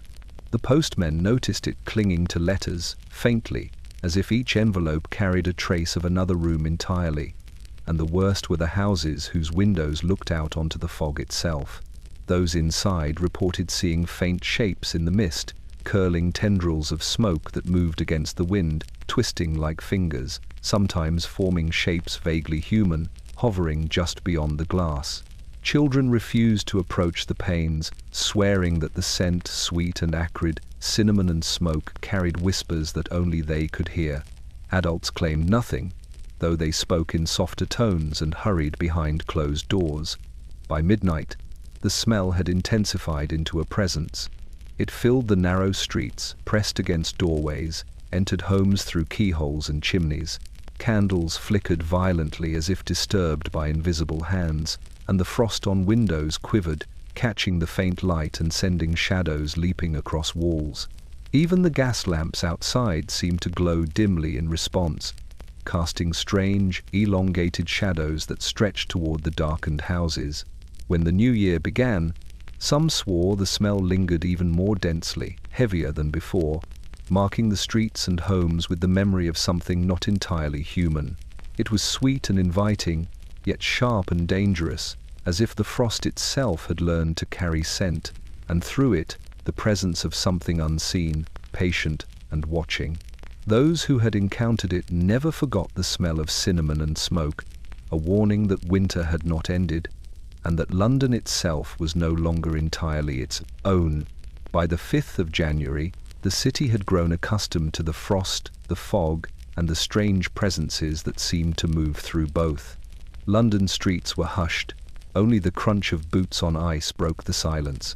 Yet in the upper reaches of Bloomsbury, in a townhouse that had seen generations pass, a story unfolded that would haunt those who witnessed it for years to come, the tale of the lovers in the attic.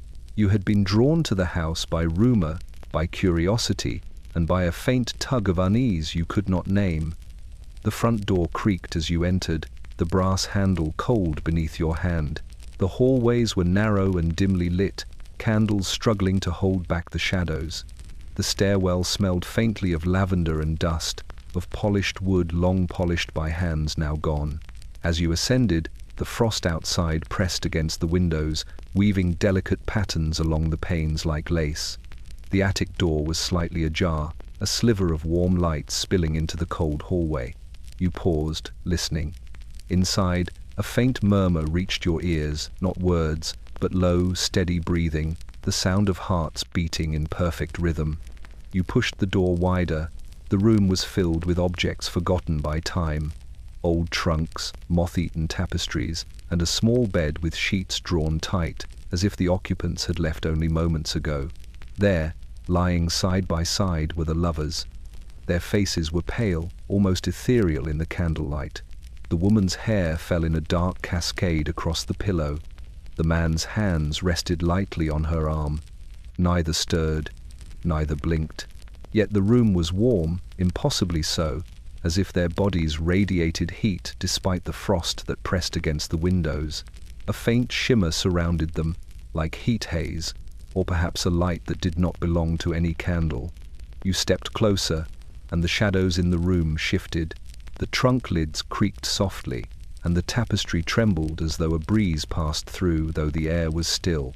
Then came the sound, a soft sigh, exhaled in unison by the pair, echoing around the beams. The bedclothes stirred, rising slightly as if some unseen hand had adjusted them.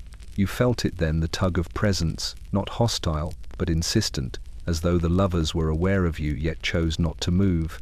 A journal lay on the floor, its cover worn with age. You opened it. The entries were hurried, nearly illegible, speaking of a love forbidden by family, of secret meetings, of promises whispered beneath the stars. The final entry was different.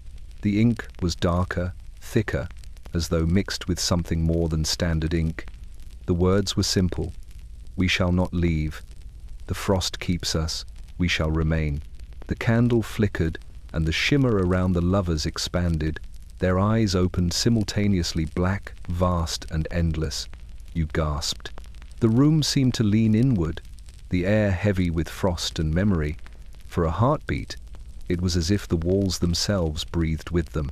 Then the light dimmed, the shimmer faded, and the lovers were still once more, their forms frozen yet impossibly alive, as though suspended between moments. You left the attic, heart pounding, stepping carefully down the stairwell. Behind you, the room was silent, yet you could feel their gaze lingering, pressing gently against your back. The frost outside glimmered, reflecting the dim light of the city beyond, as if the streets themselves had taken note of the secret that remained trapped in the attic. A love frozen in time, held fast by frost, fog, and the unseen hands of winter. Long after you returned home, the memory followed. You swore you could feel fingers brushing along your arm in the stillness of night. Hear the sigh of two hearts beating in perfect harmony, waiting for the frost to call them once more. The lovers in the attic had not moved, and perhaps they never would, yet they had marked the city, and all who dared remember would feel the weight of that presence whenever the frost returned. By the 6th of January, London's frost had thickened into a barrier between the city and the living. The streets were silent, save for the occasional crunch of boot against ice, muffled by the ever-present fog. Gas lamps flickered weakly, their light bending in the haze, casting long, uncertain shadows against the cobblestones. Yet inside one narrow shop in Clerkenwell, a different kind of disturbance stirred, subtle, precise, and entirely unnerving. The watchmaker had been at work all day, tending to his collection of clocks, pocket watches, and delicate mechanisms, unaware that his craft was about to be interrupted by something that did not belong in the waking world. The watchmaker's shop smelled of oiled brass and cedar, faintly sweet with the remnants of candle wax. Rows of clocks lined the walls, their faces polished and hands frozen at varied hours. Each tick and tock resonated through the shop like the heartbeat of a patient, silent city. You entered quietly, drawn by the soft glow of lamplight reflecting from polished glass. The watchmaker glanced up, his eyes weary but sharp, and nodded politely. He did not notice the frost pressing against the front window, thick and crystalline, forming shapes that seemed almost like letters, though you could not read them. It was just past midnight when the first disturbance occurred. The clocks, previously silent in their own time, began to move slowly at first, hands advancing unevenly, their rhythms jerking like stutters. Then, one by one, they chimed, though no hour had struck. A low hum arose, vibrating through the wooden floors and into your chest. You could feel the sound more than hear it, resonating inside you, synchronized with your own heartbeat. The watchmaker frowned. He approached one of the larger grandfather clocks, lifting its pendulum and inspecting the mechanism. Nothing seemed amiss, and yet as he turned back to his workbench, you saw it a shadow in the corner of the room, stretching upward, thin and distorted. At first, you thought it might be the angle of light, but it moved independently, pressing closer to the watchmaker. Then, from the shadow, a form emerged. A man, tall and indistinct, translucent in the dim light. He wore clothing that seemed older than the building itself, frock coat, top hat, gloves of fine leather, yet his features were blurred, as if pressed between worlds. The watchmaker did not notice. He worked as though the figure were not there, adjusting gears and oiling pivots. But you could see the eyes of the visitor glinting faintly, observing. The clocks began to tick in unison, faster now, their hands spinning, minute and second colliding into each other with unnatural speed. You felt the vibration through your knees, rising to your chest. The visitor extended a hand toward the watchmaker, and though the latter could not see it, the pendulum of the central clock responded, swinging with a rhythm dictated by the unseen presence. You stepped closer, but the air thickened, cold and heavy, carrying the faint scent of smoke and brass. The clocks rang again, discordant yet deliberate, as though communicating in a language you could almost understand. The watchmaker adjusted one, then another, unaware of the visitor behind him, yet each motion seemed to answer the chime of the invisible guest. By the time you left the shop, the figure had vanished, leaving only the faint hum of clocks and the smell of brass and frost lingering in the air. The watchmaker, oblivious, returned to his bench, yet you could feel the presence had left a mark. The clocks, previously precise, now ticked slightly off rhythm, a subtle reminder that time itself had been observed, measured, and perhaps adjusted by someone not of the living. And in the weeks that followed, those who entered the shop swore they could feel it too. A cold presence in the corner, a shadow in the periphery, and the sense that the watches, though carefully tended, were no longer entirely governed by human hands. The midnight guest had left its imprint, an echo of frost and shadow, waiting for the next hour, the next visitor, the next hand to touch the delicate mechanisms of time. By the 7th of January, the frost had become a permanent fixture, clinging to every roof and street corner with relentless persistence. Even the fog, thick and stubborn, seemed to hold the city in a hush so complete that London itself appeared paused, caught between yesterday and tomorrow. Yet beyond the reach of the city, in the outskirts of Middlesex and the northern hamlets, the true strangeness of this season revealed itself. It was in a small village, one that ordinarily bustled with post-Christmas activity, that the frost and fog achieved their most unnerving effect. The village slept through Christmas entirely. You arrived there late in the afternoon, snow crunching beneath your boots, the mist pressing against your face like a hand. The streets were empty. Chimneys, blackened with soot, emitted no smoke. Shops remained shuttered, their windows opaque with frost. The village square, usually filled with carolers and children chasing snow, lay silent as though frozen mid-step. You called out, your voice swallowed instantly by the heavy frozen air. No one answered. Not a single sound betrayed the presence of the living. The houses themselves seemed to breathe in unison with the frost, walls exhaling cold that carried a faint metallic tang. You approached the first cottage, its door closed tightly. Peering through the window, you saw forms, figures slumped in chairs, heads resting on tables, faces pale and expressionless. The fire had burned low days before, leaving only embers, yet the room was warm, unnaturally so, as if the bodies had absorbed the heat from some hidden source. It was not sleep as you knew it. It was deeper, heavier, as though their very souls had been suspended, caught in a suspended breath of frost. You moved from house to house, witnessing the same phenomenon. Families, mid-meal or mid-conversation, frozen in place. Children still clutched half-unwrapped toys, pets crouched at the edges of rooms, their eyes wide and unblinking.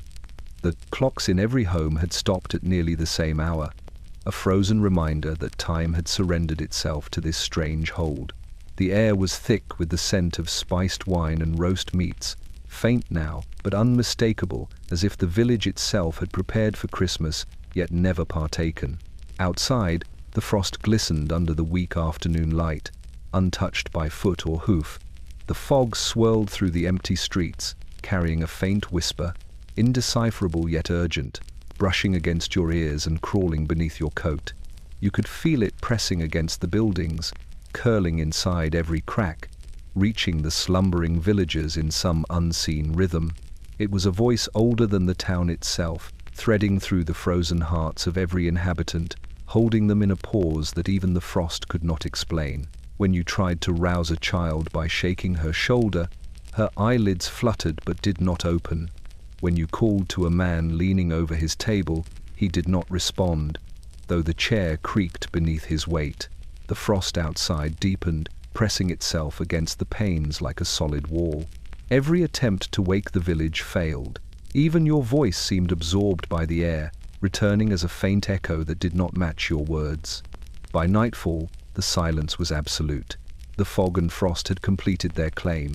In the faint lamplight that struggled through the mist, the village looked as though it had been abandoned for centuries, yet inhabited, still frozen in a dream where time had forgotten to move. And somewhere, beneath the ice and snow, a low hum pulsed, faint and rhythmic, as if the village itself were breathing in the frost, waiting for the moment the living might return, though perhaps, by then, the village would not remember them. By the 8th of January, London had descended into a quiet so profound it seemed unnatural, broken only by the occasional creak of a frost-laden shutter or the whisper of wind through the alleyways. Gas lamps flickered weakly in the heavy fog, their glow bent and refracted into the frozen streets. Even the river seemed to hold its breath, the surface glistening under a sky so pale it felt like twilight had stretched itself across the city indefinitely. Amid this stillness, a new sound began to emerge, one that chilled the bones of anyone who listened: the hymn of hollow voices. You first heard it while crossing the courtyard of a church near Fleet Street. The bells of street brides had long since fallen silent, replaced by a low, resonant vibration that seemed to emanate from the very ground beneath your feet. It was subtle at first, faint, almost imperceptible, like a wind stirring through long-abandoned pipes. Then, through the frost-laden air, a chorus emerged. The voices were human, but not entirely. They sang in perfect harmony, yet there was no source, no choir, no instrument, no lips moving, only sound high, clear, and endlessly distant, weaving through the streets as though carried by some invisible hand. You stopped and listened, heart thudding in your chest. The melody was eerily familiar, reminiscent of the hymns sung on Christmas Eve, but twisted. Each note lingered longer than it should, stretching the familiar words into an alien cadence. The choir sang not from the church itself, nor from any doorway or window, but from the air around you, bending and folding into every corner of the courtyard. The frost on the cobblestones vibrated subtly with the sound, and the lamplight flickered as if bowing to its rhythm. As you moved down the street, the voices followed. They did not shift from place to place like an ordinary sound, but seemed to surround you, wrapping the fog and frost in their resonance.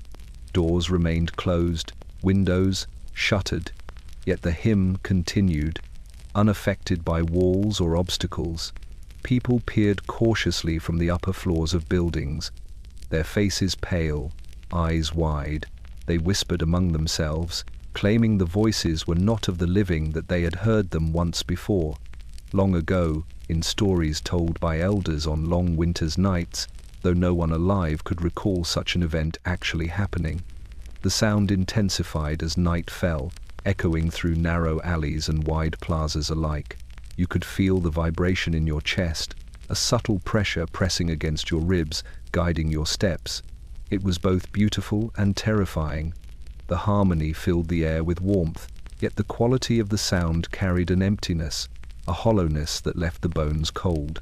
Shadows seemed to stretch toward the voices, bending unnaturally along walls and frost-coated fences, as though drawn by the unseen choir. By midnight, the streets were nearly deserted. Even those who had watched the phenomenon from windows dared not leave their homes. The hymn reached its peak then, filling the city with sound that was both everywhere and nowhere, resonating off the frost like a bell that never struck. When it ended, it did not fade gradually. It ceased abruptly, leaving a silence that was absolute, so heavy that it pressed against your ears and chest, as though the world itself were holding its breath. Those who survived to speak of the hymn of hollow voices said that for days afterward the air seemed charged. Frost clung stubbornly to every surface, and the fog moved with a strange sentience, curling like smoke in anticipation of the next performance. Some swore that if they listened too closely at night, they could still hear the faint echo of those voices, faint but precise, singing in harmony with the frost, carrying messages that were meant only for those who dared to walk the streets in the hollow hours of winter. By the 9th of January, the frost had thickened into a near-solid presence, pressing against windows and doors like a living wall. The fog lingered stubbornly in every alley, curling into narrow streets and lingering in the shadows of unlit corners. London had grown quieter, more deliberate in its movements, and the few remaining pedestrians walked with a cautious rhythm, boots crunching softly against frozen cobbles. Amid this stillness, a new presence appeared in the city, a man who claimed he could sell time itself. You first noticed him on a fog-heavy street near Clerkenwell. His cart was simple, black wood polished to a faint gleam, wheels silent against the frost. The man was tall, thin, and precise in his movements. He wore a dark coat and a top hat that seemed slightly too large, casting his eyes into shadow. On the cart were rows of pocket watches, each glimmering unnaturally in the weak glow of gas lamps. There were no prices posted, no signs explaining their purpose, just the watches, ticking in perfect unison except for one, which ticked slightly ahead, and another behind, each out of rhythm with the rest. "Good evening, sir," you said cautiously, approaching. The man's gaze lifted, and for the briefest moment you felt as though he could see into your very chest, counting each beat of your heart. "Do you sell these?" He smiled thinly, a movement almost too precise to be natural. "I do," he said, voice smooth as polished glass. "But not in the way you understand. I do not sell hours, nor minutes, nor seconds. I sell opportunity, a gift for a price." You leaned closer, noting the faces reflected in the glass of the watches. Each was pale, almost translucent, as if caught between waking and dream. You could see flickers of movement inside some of them, shadows that were not yours, figures bending and stretching within the brass rims. "Opportunity for what?" you asked. "To escape," he said, spinning one watch in his hand. The hands whirred faster than seemed possible. "Or to catch what was lost. Some pay in coins, others in moments of life yet to be lived. Time is flexible, if you know how to handle it. But be warned, once purchased, it does not always return what you expect." A chill rose along your spine. You noticed then that the fog around the cart seemed to thicken, pressing closer, curling around your boots. Each tick of the watches resonated not only in your ears but through your chest, syncing with your heartbeat in a way that was almost hypnotic. One watch, small and silver, glimmered more brightly than the rest. Its hands spun backward ever so slightly. You reached out, and the man's hand shot out to stop you. "Careful," he warned. "Some time cannot be held. Others will demand their due." You stepped back, unnerved, and yet could not tear your eyes away. People passing by seemed unaware of him, as though the man and his cart existed in a separate layer of the city, hovering between frost and fog, between the hours of the living and those yet to come. By midnight, the man had vanished. The cart was gone, leaving only a faint scent of polished brass and smoke in the air. Yet those who had seen him swore the watches remained scattered on sidewalks, in alleyways, glinting faintly beneath the frost, ticking slightly out of rhythm, carrying a sense of awareness, of judgment, of patience. Some attempted to pick them up. The hands would spin rapidly, then stop abruptly, sometimes leaving the holder breathless, their heart racing unnaturally.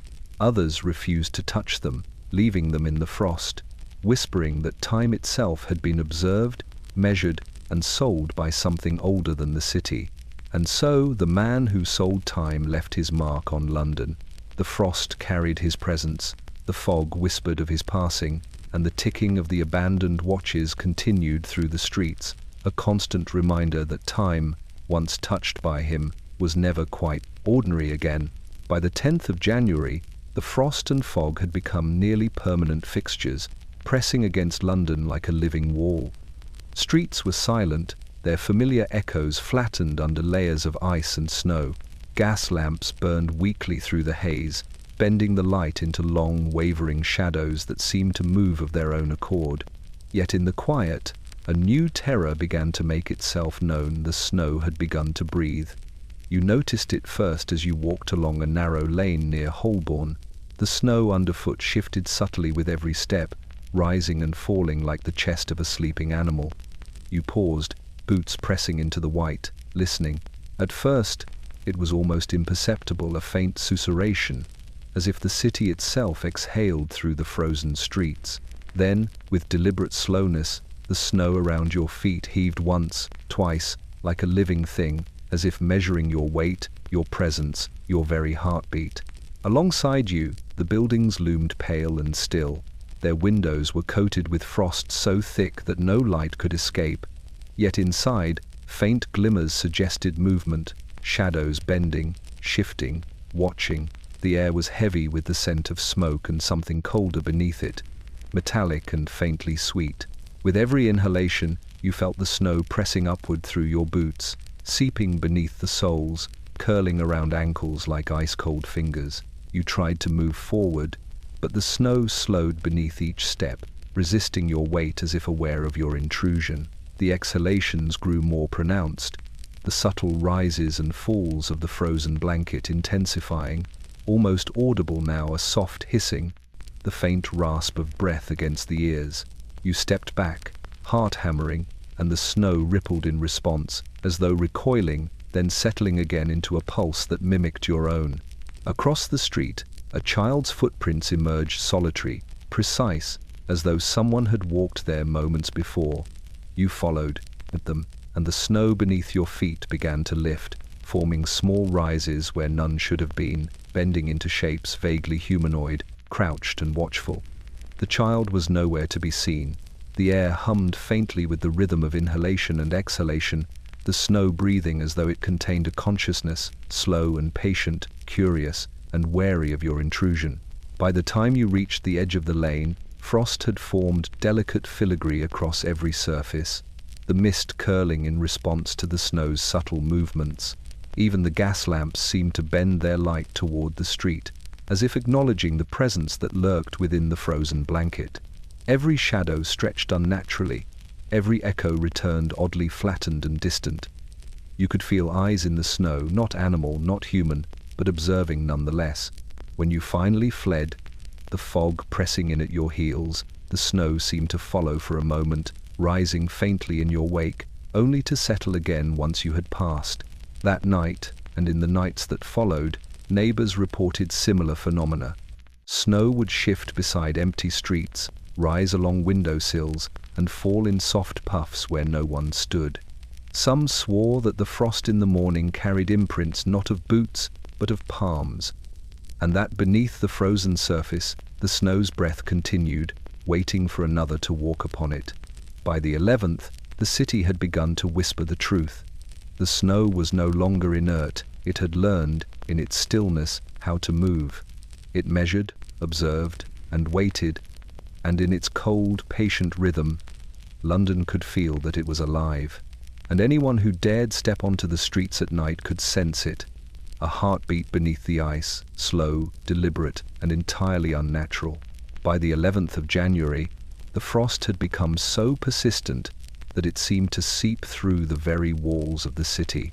Streets were glazed in ice, fog pressed low over the cobblestones, and the gas lamps burned dimly, struggling against the thickness of the winter air. Yet in one small workshop near Whitechapel, a story of frost, shadow, and something impossibly alive was unfolding, the tale of the candlemaker's daughter. You entered the workshop late in the afternoon, the scent of beeswax and melted tallow thick in the air. Shelves lined with hundreds of candles glimmered faintly in the fading light. The father, a stocky man with hands blackened by wax, bent over a workbench, carefully trimming wicks and pouring hot tallow into molds. His movements were precise, almost ritualistic, as if every candle contained not just wax and flame, but the measure of time itself. The daughter, a girl of no more than 14 or 15, sat quietly on a stool nearby, her hair pulled into a loose braid that brushed the tops of her shoulders. She was pale, thinner than her years, yet her eyes shone with an intensity that made the workshop feel colder than it should have been. Every now and then, she would reach out to touch a candle, tracing her fingers over its surface, and the wax would ripple subtly beneath her touch as though it were alive. It began subtly. A small candle on the corner of the bench flickered without being touched, its flame bending toward her hand. Another shivered, wicks twisting, as if sensing something invisible moving through the room. You watched, uncertain whether it was imagination, fatigue, or something else entirely. The girl's lips moved, softly murmuring words you could not hear, yet the effect was unmistakable. The candles responded to her presence, shifting, pulsing, bending toward her gaze. By evening, the effect had intensified. Flames across the room leaned in unison toward her, stretching higher than they should have without consuming themselves. Shadows along the walls twisted unnaturally, forming shapes that did not belong to the furniture or the beams. You noticed it then. The wax itself seemed to shimmer, faintly, almost like water frozen in motion. Tiny imperfections on the surface moved as if alive, adjusting, bending, always attentive. The father, absorbed in his work, seemed oblivious to the changes, yet the air around the girl vibrated with an imperceptible pressure. You felt it against your chest, cold and firm, almost as though the room itself was breathing. Every candle in the workshop responded in turn, their flames aligning with the rhythm of some hidden heartbeat, pulsing slower, then faster, as though taking cues from her breath. When night fell, the city outside was swallowed entirely by fog and frost. Within the workshop, the girl's murmurs grew louder, though still inaudible, and the candles seemed to lift from their holders slightly, hovering as if acknowledging her presence. Even the smallest tallow figures on the shelves moved minutely, adjusting positions in time with the flicker of flame. By midnight, the father had finally looked up, startled by the unnatural alignment of the flames and the subtle hum that had begun vibrating through the wooden floor. When he called to his daughter, she turned slowly, her eyes reflecting the dancing light. Yet something else shimmered behind them, a presence, patient, ancient. Observing, you left the workshop then, stepping into the thick frost and fog, the sound of faint whispers trailing behind you. For nights afterward, the workshop remained alive in ways no one could explain. Candles flickered in rhythm with some unseen force. Shadows bent toward the empty stool where she had sat, and those who walked past could swear they heard soft murmurs through the frozen air, carried by frost, wax, and the patient, watchful presence of the candlemaker's daughter. By the 12th of January, London's streets had grown unnervingly still. Frost coated every roof and ledge, thick and unyielding, while fog swirled low, pressing against windows and doors. The city seemed frozen in time, and the few who ventured out walked carefully, boots crunching on cobblestones, as though the ice itself might wake beneath their steps.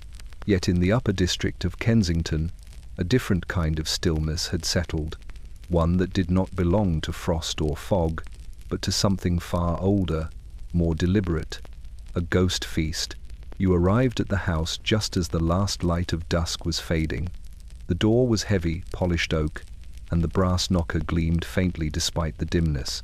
Inside, the air was warmer, scented with roasted meats and spiced wine, yet it carried something else too, an undertone of decay, faint but undeniable. The room was arranged as though expecting a grand celebration. Long tables gleaming with silver platters, candlesticks tall and unlit, bowls of fruit and vessels of wine perfectly placed. But the chairs were empty. The feast was ready, yet no living hand would claim it. You stepped closer, drawn by a curiosity that outweighed fear. The air felt thicker here, heavier, as though each step through the doorway pressed against some unseen weight. The room seemed alive in small, subtle ways. The silverware trembled slightly on the polished surface. A fruit bowl rotated slowly, as though inspecting the empty hall. The candles, though unlit, cast shadows that seemed to ripple along the walls, forming vague, flickering shapes. Then it began. A soft clink of a fork against a plate. A chair scraped quietly against the floor, though no one sat in it. The wine in the decanter rippled, faint waves moving outward as if disturbed by breath. and the roasted meats on the platters seemed to steam faintly, releasing aromas both inviting and vaguely acrid. The sense of presence grew stronger, as though the room itself were inhaling and exhaling, breathing around you, responding to your motion. You noticed then the place settings. One chair nearer the head of the table had an empty glass, a folded napkin, and a plate perfectly clean. The frost on the windows pressed closer, forming fine, curling patterns as if leaning into the light of the ghostly feast. You could feel the weight of unseen eyes, measuring your movements, as if the meal itself had awareness, waiting for those who dared enter to recognize it. The room's temperature shifted subtly, a chill pressing against the back of your neck, while the air at your chest remained unnaturally warm. Each step you took caused the plates to rattle lightly, the decanter to sway, as if acknowledging your presence. You realized then that this was no ordinary apparition. It was a memory, a ritual frozen in time, repeated in silence, preserved by something beyond the living. By midnight, the room was filled with soft murmurs, impossible to locate, voices that seemed to rise from the silverware, the bowls, the very walls themselves, a toast whispered in the darkness, the words carried by some invisible hand to those who cannot join us. The chill tightened around your chest, and the shadows in the corners seemed to gather, leaning closer, waiting. When you finally stepped back toward the door, the clinking ceased, the murmurs faded, and the room settled into stillness. Yet the air remained heavy with warmth and scent, and the imprint of the feast lingered long after you left. Outside, the frost had thickened further, the fog pressing down, and you could not shake the sensation that the meal, the ritual of the ghost feast, was still ongoing, quietly waiting for the next visitor brave enough to disturb it. Those who passed the house in the following nights swore they could see movement in the windows, chairs rocking, candles trembling, shadows shifting, and beneath the frozen panes, faint traces of warmth hinted at the presence of a celebration that had long ceased a feast for the living, and for those who never left. By the 13th of January, London's frost had become a constant companion, pressing itself against windows, lampposts, and the stone edges of the Thames. The fog lay thick along the riverbanks, curling like smoke, so dense that familiar wharves and bridges seemed to vanish entirely. Yet through the stillness, a faint glow began to appear, soft, flickering, and impossibly deliberate. The lanterns by the river. You walked along the embankment just past dusk, the cold biting through layers of wool. The fog clung to your coat, pressed into the folds of your sleeves, curling along your boots. At first you thought the lights were reflections from gas lamps along the street, distorted by mist. But as you drew closer, the glow remained distinct, hovering above the water, drifting slowly downriver.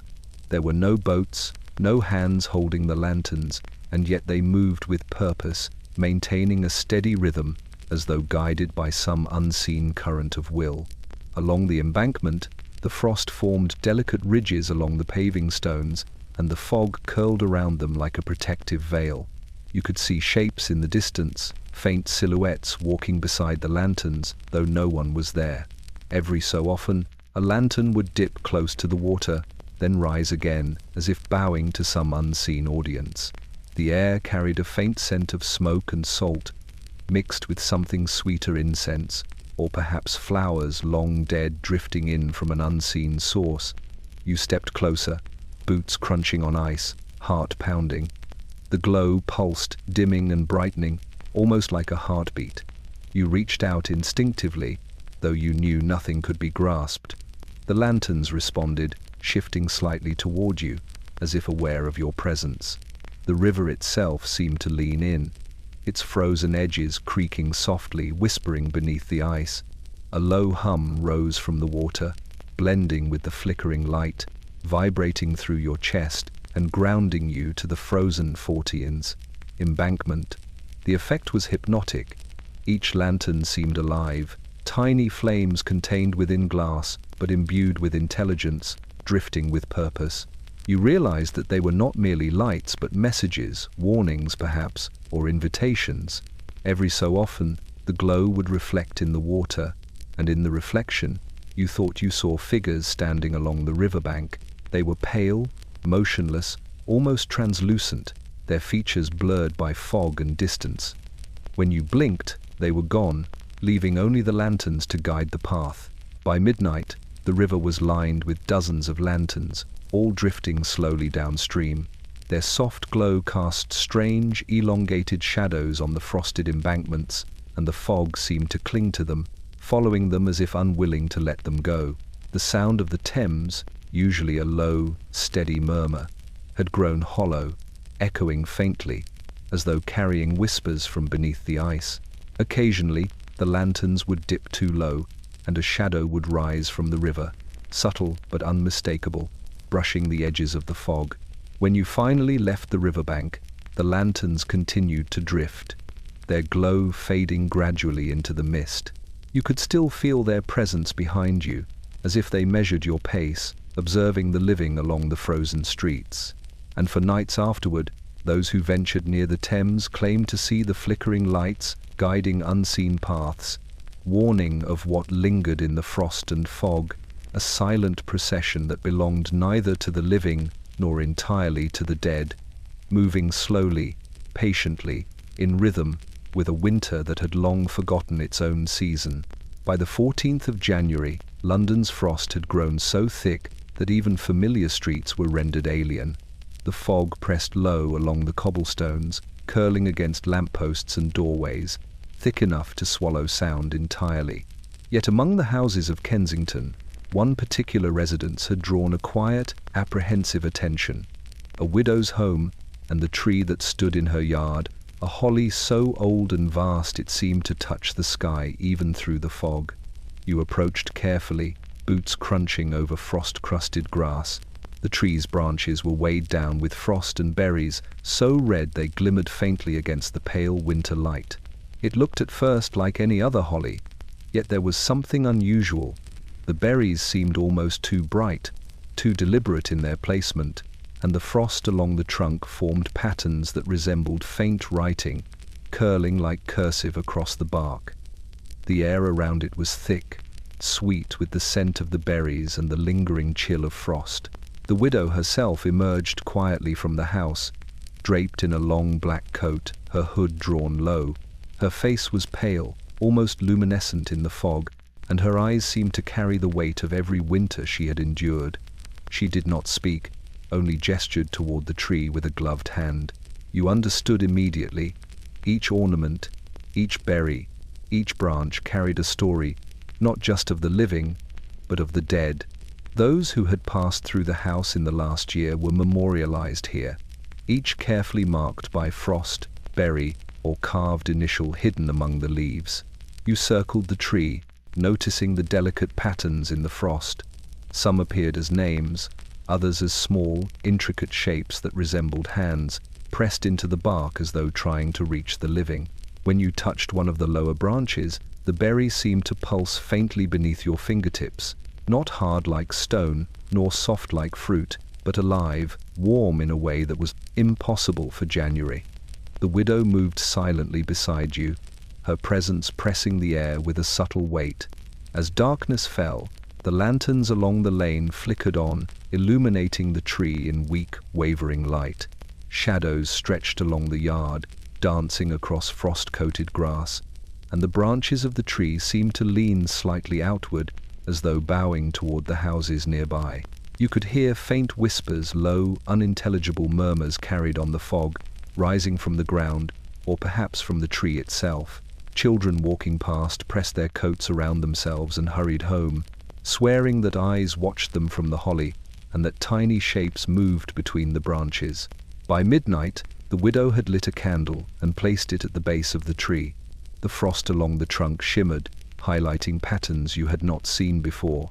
Tiny faces pressed into the bark, each pale, each observing.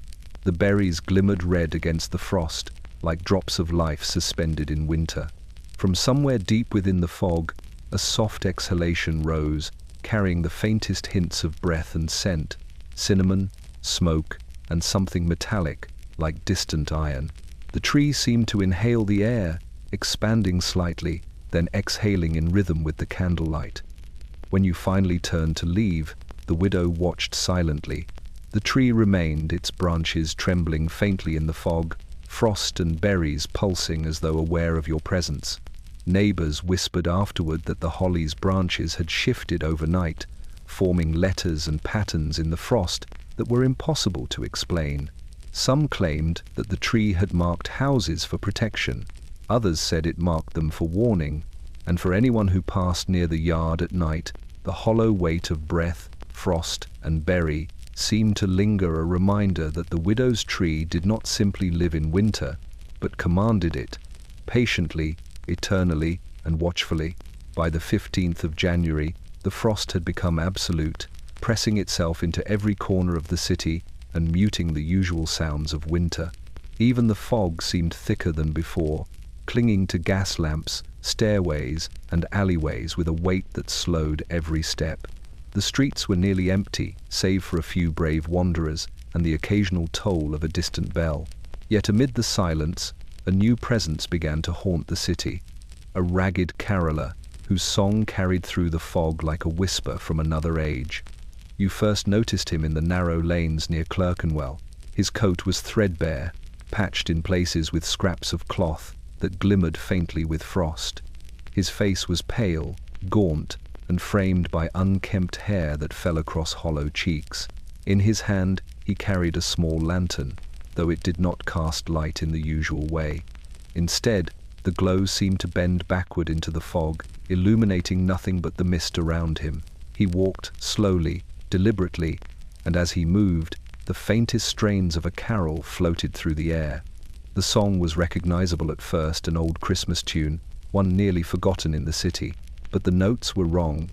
Stretched, slow, and haunting, each word carried weight beyond its meaning. The tune wrapped itself around your chest, pressing against your heartbeat, sinking deep into your lungs. The fog around him pulsed with the rhythm of the song, as though it had absorbed the music and carried it forward. You approached cautiously. The caroller did not notice you, or perhaps he did. But he did not cease his song. Each note rolled through the streets in perfect harmony, yet there was something hollow beneath it, as though the melody had been sung by voices long dead. Buildings along the lane seemed to lean closer, listening, as if their walls had learned to hear. Every gas lamp flickered in response, casting long, wavering shadows that stretched unnaturally across the frozen cobblestones. As you drew near, the lantern in his hand shifted. Its light now revealed shapes in the fog, small, fleeting, like children running just beyond the reach of vision. They mirrored his steps, dancing across the street, appearing only in glimpses before vanishing into the mist. The song grew louder, more insistent, and the temperature dropped so sharply that your breath rose in dense clouds. You could feel the frost pressing against your skin, settling on your eyelashes, curling into your hair, as if the city itself had joined in the chorus. When the caroller finally stopped, it was not with a bow or a flourish. He simply vanished. No footsteps, no footprints, only the lingering scent of smoke and cinnamon in the air. The fog seemed to settle, but the sound of his voice remained, faintly, like an echo carried on the wind. The children who had appeared in the mist were gone, leaving only the pale glow of the lantern, hovering a moment before fading entirely. In the following nights, residents reported similar sightings. A lone figure moving through the streets, singing an ancient carol, voice hollow and unearthly. Windows rattled in rhythm with the notes. Frost shifted along door frames and rooftops, forming patterns that pulsed in time with the song. Those who listened too closely swore they could see shapes in the fog, faces pressed faintly against invisible panes, reaching, singing, waiting. By the 16th, Londoners had begun to avoid the streets at night. They whispered of the ragged caroller, a figure who belonged neither to the living nor to death, walking in rhythm with frost and fog, carrying with him a song that measured the city's pulse. And for anyone who dared step outside when the fog hung thick, there was a constant, chilling certainty. The caroller's voice was never far, a reminder that winter had claimed the streets, and that some melodies, once begun, do not end. By the 16th of January, the frost had become more than a presence outside. It had begun to seep into the city's very bones. London's streets were glazed in ice, silent except for the occasional crunch of boots on cobblestones. Yet indoors, in homes that had been warm for centuries, the frost found ways to creep through walls, floors, and ceilings, infiltrating spaces that should have been safe from the cold. It was subtle at first, a chill along the windowsill, a shimmer along the doorframe, but soon the frost began to grow inside. You first noticed it in a small townhouse near Holborn. The fire had been burning steadily for hours, its flames casting a golden glow against the wallpapered walls. Yet when you approached the window, the frost inside the room seemed to pulse faintly, spreading in delicate patterns across the glass. The shapes were intricate, curling and twisting like veins, forming spirals and lattices that were impossible to replicate by hand. Each pattern appeared as though it had been guided by something deliberate, intelligent, observing. By evening, the frost had spread further. Along the floorboards, thin lines of ice began to form, snaking between the rugs, pressing against the legs of tables and chairs. The temperature of the room dropped imperceptibly at first, then more sharply, so that your breath rose in visible clouds. Candles flickered despite the absence of wind, their flames leaning toward the frost as if drawn by some subtle pull. The air carried a faint scent of metal and snow, sharp and sweet, almost intoxicating. It was in the hallways that the frost's intelligence became unmistakable. Each door you passed along the corridor developed patterns along its edges, curling inward as if the ice itself were reaching for the rooms within. A small table in the corner, untouched for days, became encrusted with crystalline frost, delicate and glass-like, yet impossibly resilient. You reached out to touch it, and the ice seemed to recede slightly, as though testing the warmth of your hand. By nightfall, the effect had spread to the walls themselves. The wallpaper, once ordinary, became a canvas for frost, each vine and flower outlined in delicate white. Shadows from the candles twisted within the patterns, creating shapes that looked almost human. You could swear that figures moved inside the frosted walls, shifting, kneeling, or bowing, though when you looked directly, the walls were still. The frost did not melt, even when you brought your hands close. Instead, it seemed to thicken, drawing warmth from the room itself. As midnight approached, the frost became aware of its surroundings. Doors that had been open began to rim with icy fingers, closing slowly, quietly, as though the house itself were sealing its chambers. Windows, frosted over with impossible lattices, reflected shapes that were not present, faint silhouettes of faces pressed from the other side. The air thrummed with the presence of something waiting, patient and deliberate, observing the living within. By morning, the frost had retreated slightly, leaving the rooms cold but seemingly still. Yet anyone who had witnessed its movements knew otherwise. It had not gone, it had only paused, biding its time. In the days that followed, the frost inside homes continued to grow subtly, appearing in unexpected corners, curling along stairways, spreading across floors and ceilings in silent, deliberate patterns. And those who lingered too long in the cold would swear they could feel it, the frost breathing softly, alive, and waiting for the next night to claim the warmth once more. By the 17th of January, London had settled into a rhythm that was both familiar and impossibly alien. The frost pressed against every window, every doorway, every roofline, unyielding in its persistence. Fog curled along the streets like smoke from a fire long extinguished. The city moved with caution, each step deliberate, each breath measured, and yet, despite the cold, a sense of inevitability lingered in the air, the knowledge that something was coming, something older and more patient than frost, waiting for its final claim. You found yourself in a townhouse in Mayfair, one of the few homes still keeping tradition alive despite the winter's relentless grasp. The family had gathered for a final toast, a ritual meant to honor the end of the old year and the beginning of the new, though in 1890 it carried a weight far beyond mere celebration. The long table was set with polished silver and crystal, candles flickering weakly in their holders, their light trembling against the frozen panes.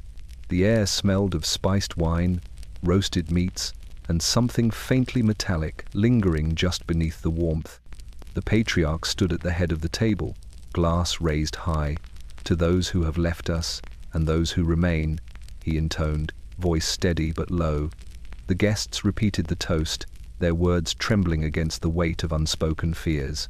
And as the glasses met with a delicate chime, the room seemed to shift. The candles' flames bent toward the center of the table, and the silverware vibrated faintly, as though responding to an invisible presence. The frost along the windows quivered, delicate patterns crawling outward as if drawn by the sound of clinking crystal. You noticed it then. The food on the table seemed alive. The roast, steaming and warm, shifted slightly on its platter. The pudding trembled, a subtle rise and fall, as though breathing. The wine in the decanters rippled as though stirred by a hand unseen. The family remained polite, still seated. But every movement was cautious, hesitant, as if aware of eyes pressing from the shadows. A soft hum began to rise from the room itself, low and indistinct at first, then growing in volume. It was a sound not entirely human, a vibration that pressed against the chest, synchronized with the flicker of candlelight and the subtle pulse of frost against the windows. You realized with sudden clarity that the house was listening, measuring the toast, counting the moments. The warmth of the fire, the breath of the guests, even the clink of silverware, all had been noted, weighed, and folded into the rhythm of the room. The patriarch lifted his glass once more. "To beginnings," he whispered, and as he spoke, the air in the room shifted sharply. The shadows along the walls elongated, twisting into shapes that seemed vaguely human. The flames in the candelabras surged and leaned closer to the center of the table. You could feel the weight of frost pressing from the windows, cold fingers curling around the room's edges, touching the warmth and bending it to their will. When the toast was complete, the room fell silent, yet the sense of observation remained. Plates trembled slightly, glasses shifted, and the candlelight flickered, tracing the contours of shapes that no one dared to identify. Outside, the fog pressed closer, thick and deliberate, obscuring the streets, the lamps, and any witness who might have been watching. By morning, the house appeared normal again.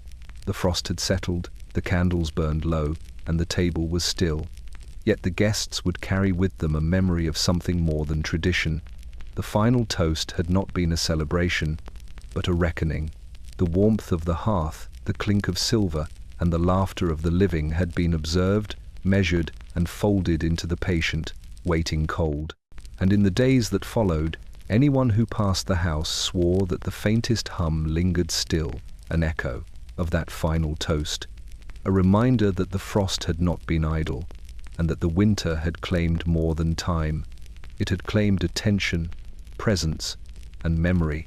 By the 18th of January, London had become a city suspended between cold and fog, the frost pressing itself into every window, every ledge, every street. The gas lamps, which had once burned with steady light, now flickered weakly in the mist, casting uncertain shadows across the cobblestones. The air was thick with moisture. The scent of coal smoke mingled with something older, something metallic, a faint undercurrent that hinted at presence. And then, one evening, the lights went out. You were walking along a narrow lane near Whitechapel, the fog swirling low, curling around the street lamps. The gas burned dimly, a flicker here and there, throwing distorted shadows along the frozen facades. A few pedestrians hurried by, boots crunching on frost-crusted stones, scarves pressed against their faces. And then, suddenly, every lamp along the street extinguished in perfect unison. A collective gasp rippled through the few who remained outside. Darkness pressed in so suddenly it was nearly suffocating, swallowing the fog, swallowing the cobblestones, leaving only the faint outline of buildings against the night sky. The silence was immediate and absolute. No carriage wheels, no distant bells, no cough or shout, only the sound of your own breath and the faint, imperceptible vibration of the frost beneath your feet. For a moment, it felt as though the city itself had ceased to exist. Then you noticed the shadows. They were not cast by lamps, nor by candlelight, for there was none. They moved independently, stretching along walls and pavements, shapes bending, twisting, forming almost human silhouettes. From somewhere behind you, a faint clinking sound arose, subtle, rhythmic, as if someone were moving along the rooftops, placing small metal objects in time with some invisible score. You turned quickly, but the street remained empty, frost and fog pressing so tightly that even the nearest buildings appeared distant. The shadows continued to shift, independent of any light source, as though they had been freed from their usual anchor to flame and form. You hurried forward, every step cautious, boots crunching against frozen ice that seemed to resist your weight. The air itself had changed thicker now, heavier, carrying the faint scent of smoke and spiced wine, along with a metallic tang that made your fingers tingle. The darkness was not merely the absence of light. It was something alive, pressing against you, moving with intent. From the alleyways, faint shapes began to emerge, figures translucent and shifting, moving along the edges of the street. Their motions were deliberate, slow, as though they were measuring each house, each shadow, each frozen pane. Occasionally, a whisper would drift from the fog, indecipherable yet urgent, pressing against your ears. The city, it seemed, was observing, and you were its unwilling witness. After what felt like hours, a single lamp sputtered and flared, casting dim light over the street. Slowly, one by one, the lamps reignited, flickering in sequence until the city regained its usual glow. But the frost had thickened even further, and the shadows remained, lingering at the edges of the light, bending toward the windows, stretching along walls. The memory of the darkness, the pressing cold, and the shifting shapes remained in the minds of all who had witnessed it, a lingering pulse that would not leave. From that night onward, Londoners avoided the streets at the hour when the lights went out. They whispered of unseen observers, of shadows freed from flame, and of a cold that moved with intention. And those who ventured out could not shake the feeling that, even now, the city itself was watching, patient, deliberate, waiting for the next moment to reclaim the night. By the 19th of January, London had grown stranger still. The frost was no longer merely on the windows or rooftops. It had insinuated itself into the very bones of the city, pressing against walls, floors, and ceilings as if the world had contracted around it. Fog lingered thick and low, curling through alleyways and around lampposts, swallowing sound and softening light. Time itself seemed slowed, measured not in hours but in breath and frost. And then, as midnight approached on New Year's Eve, something entirely unnatural occurred. The new year never arrived. You had taken your place in a quiet parlor on the edge of the city, a small gathering of friends and family huddled near the fire. The candles burned weakly, their flames bending and flickering against the frost-coated windows. The smell of mulled wine and roasted meats filled the room, mingled with a faint metallic tang, as though the cold itself had exhaled into the air. The clock on the mantel ticked steadily, or so it seemed, counting down the final moments of the old year. When the hour approached, a hush fell over the room. Glasses were raised for the customary toast. Every heartbeat seemed amplified, every shadow pressing closer. Then, at the moment the clock should have struck 12, nothing happened. No chime, no toll. The hands froze in place, suspended in a moment that refused to end. The fire flickered violently, yet the flames did not consume the logs. Candles burned unevenly, some flames stretching unnaturally high, others shrinking into themselves, leaving the room partially shrouded in darkness. At first, people murmured nervously, thinking it a mechanical failure of the clock, but the sensation was not localized. Every house you knew, every clock in every home across the city, had stopped at the same moment. Outside, the frost shimmered unnaturally, forming intricate, delicate patterns on windows and rooftops, curling into shapes that resembled frozen script. The fog pressed, closer to the houses, thickening and swirling in deliberate motion, as though the city itself had exhaled a held breath. And then came the sound, not from the clocks, nor from the street, but from somewhere deeper beneath the cobblestones perhaps, or the frozen river. A low hum, faint at first, then rising, resonating through walls, through floors, through the very bones of the city. It was a vibration you felt in your chest, in your knees, even in your hair. The frost along the windows seemed to pulse in tandem with it. Every shadow in the room elongated and shifted, moving independently of candlelight or fire. Panic rippled through the gathering. Some tried to flee, only to find the doors heavy, unyielding, as if the city itself had sealed them inside. Others clutched at the frozen window panes, pressing faces close, yet seeing only their own reflection warped by frost. The hum continued, deepening, accompanied by whispers faint, indistinct, yet unmistakably human. Names were spoken, voices not belonging to the living, calling from somewhere behind walls, from corners of the city, from frost itself.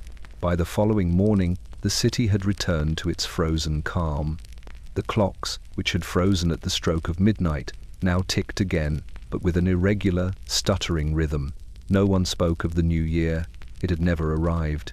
The frost along windows and rooftops shimmered in ways that seemed deliberate, as though holding memory in place. Those who had witnessed the moment could not forget it. A year paused, stolen, and held in the patient, deliberate frost and fog of London. For nights afterward, the city moved with caution. People avoided the streets at midnight, and the hum, faint and vibrating through the walls, lingered in memory. The frost had claimed not only time but attention, presence, and the fragile certainty that one year could follow another. And somewhere beneath the frozen streets, or perhaps in the fog itself, the moment of lost New Year waited, patient, silent, eternal. By the 20th of January, London awoke under a frost so thick it seemed to press down from the sky as much as it rose from the streets. The fog lingered stubbornly, curling through the alleyways, around lampposts, and over the frozen river, hiding familiar shapes from view. Yet the city's residents emerged cautiously, drawn out by the feeble sunlight that struggled through the grey. The events of the previous nights, the frozen clocks, the humming frost, the unseen presences had left the air heavy, and even the simplest movement through the streets felt measured, careful, as if the city itself demanded attention. You stepped outside just after dawn, boots crunching softly against cobblestones glazed in ice. The frost glimmered in the weak light, turning familiar streets into alien pathways. Windows were lined with crystalline patterns, some so intricate they resembled delicate lace, twisting in impossible directions. The buildings, normally vibrant with life and smoke, appeared still, almost monumental, as though frozen in memory. The city felt suspended, a tableau of frost and fog, awaiting judgment. At first, it seemed ordinary enough, a morning like any other, with merchants preparing their shops and servants bustling to begin their work. But a closer look revealed the strangeness. Windows that had been closed overnight now bore faint handprints pressed into the frost. Doors that should have been latched were slightly ajar, though the locks had not been tampered with. Even the frost along the rooftops appeared to have shifted, forming patterns in deliberate symmetry, as if the city itself had been observed and rearranged while its inhabitants slept. You walked toward the Thames, where the river glimmered beneath the weak morning sun. The ice along the edges cracked faintly under its own weight, sending ripples through the fog. There, the boats remained tied as if untouched for days, yet their ropes bore impressions, the subtle marks of hands, that were never visible. Across the water, the faint glow of lanterns from the previous nights seemed to linger, though no one tended them. They pulsed faintly, reflecting against the mist, as though the river itself held memory of the lost hours, carrying it downstream silently. In the quieter streets, the frost inside homes became more pronounced. Windowsills bore intricate frost patterns, twisting into letters, numbers, and shapes that defied explanation. Floorboards creaked with subtle, almost deliberate rhythm. Candles, left burning overnight, had shifted slightly, melted in patterns that suggested movement rather than gravity. Whispers were reported, faint but unmistakable. carried on the fog that seeped in from the streets, murmurs that seemed to echo voices from rooms long empty. By midday, the city's residents began to speak quietly among themselves. Those who had witnessed the frozen clocks, the midnight hums, and the ghostly presences knew something had changed. Time itself seemed slower, more deliberate, as though the frost and fog had impressed their own measure upon the city. Some swore that when they moved through the streets, the frost beneath their feet seemed to pulse, pressing upward like the heartbeat of something vast, patient, and unseen. Even by nightfall, the city had not returned to normal.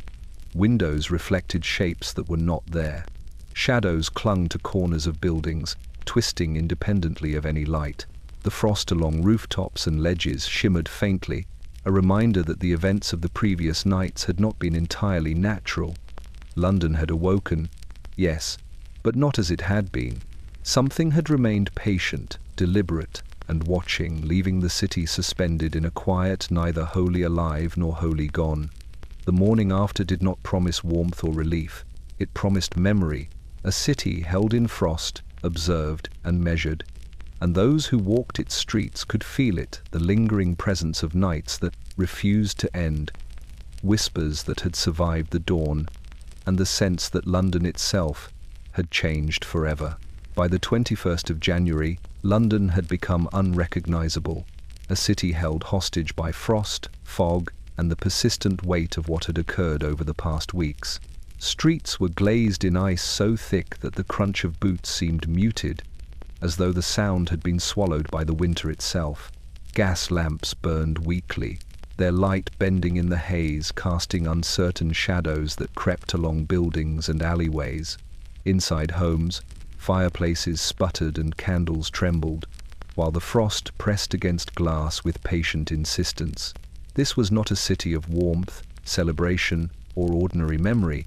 This was a city haunted by a Christmas that no one could quite recall, a season suspended between life and the remnants of things long gone. You walked along one of the quieter streets, the fog curling around your feet, pressing against your coat, seeping into your hair.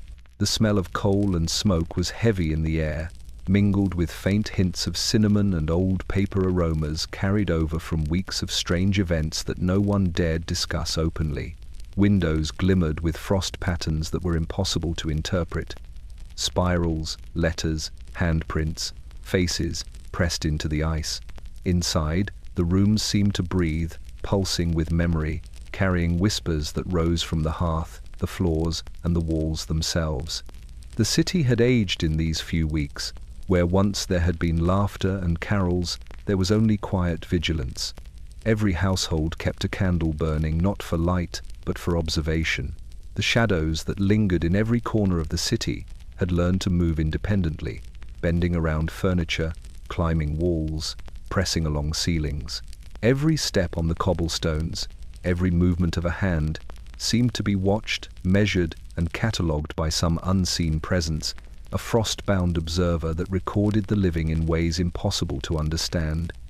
You passed a house whose windows were entirely frosted over, but faint shapes moved behind the glass. The ghostly outlines of carolers, of children, of family members, long gone, frozen mid-song, mid-gesture, mid-breath. Some of the windows bore tiny flames, candles that flickered inside the frost, casting shadows that bent in impossible directions. Responding to movements outside, the air seemed charged, vibrating with quiet energy, almost musical in its resonance, as if the city itself had learned to hum in tune with the frost, the fog, and the ghosts of its own past. By noon, the frost had thickened further, climbing the walls, pressing against door frames, forming patterns that no living hand could create. Streets were deserted, the few who dared venture outside moving like shadows themselves. Shops were shuttered, markets empty, and yet the scent of food, spice, and smoke lingered in the alleys, a phantom memory of celebration that had never truly occurred. Bells rang faintly in the distance, uneven and hollow, though no living person had struck them, and everywhere the fog curled in anticipation, dense and patient, waiting for the next hour, the next movement, the next breath. As night fell, The city seemed to contract under the weight of frost and silence. Shadows lengthened unnaturally, drifting along rooftops, around corners, pressing themselves into every crack and crevice. Candles flickered against the windows, but their light revealed not comfort, only observation, the faint impression of figures in the frost, faces pressed to glass, watching. The memory of the Christmas that England had forgotten lingered, and the city itself seemed to mourn the loss of warmth, light, and sound. By the end of the night, London had settled into a new rhythm. Frost, fog, shadows, and whispers. Time itself had bent, reshaped by weeks of strange occurrences. The Christmas that should have been celebrated was instead remembered as a season of observation, patience, and quiet dread. And those who walked the streets cautious, careful, aware, knew one unshakable truth: the city had changed forever. The Christmas that England had once known was gone, and what remained was a winter measured not by days or hours, but by frost, fog, and the lingering presence of things that refused to leave.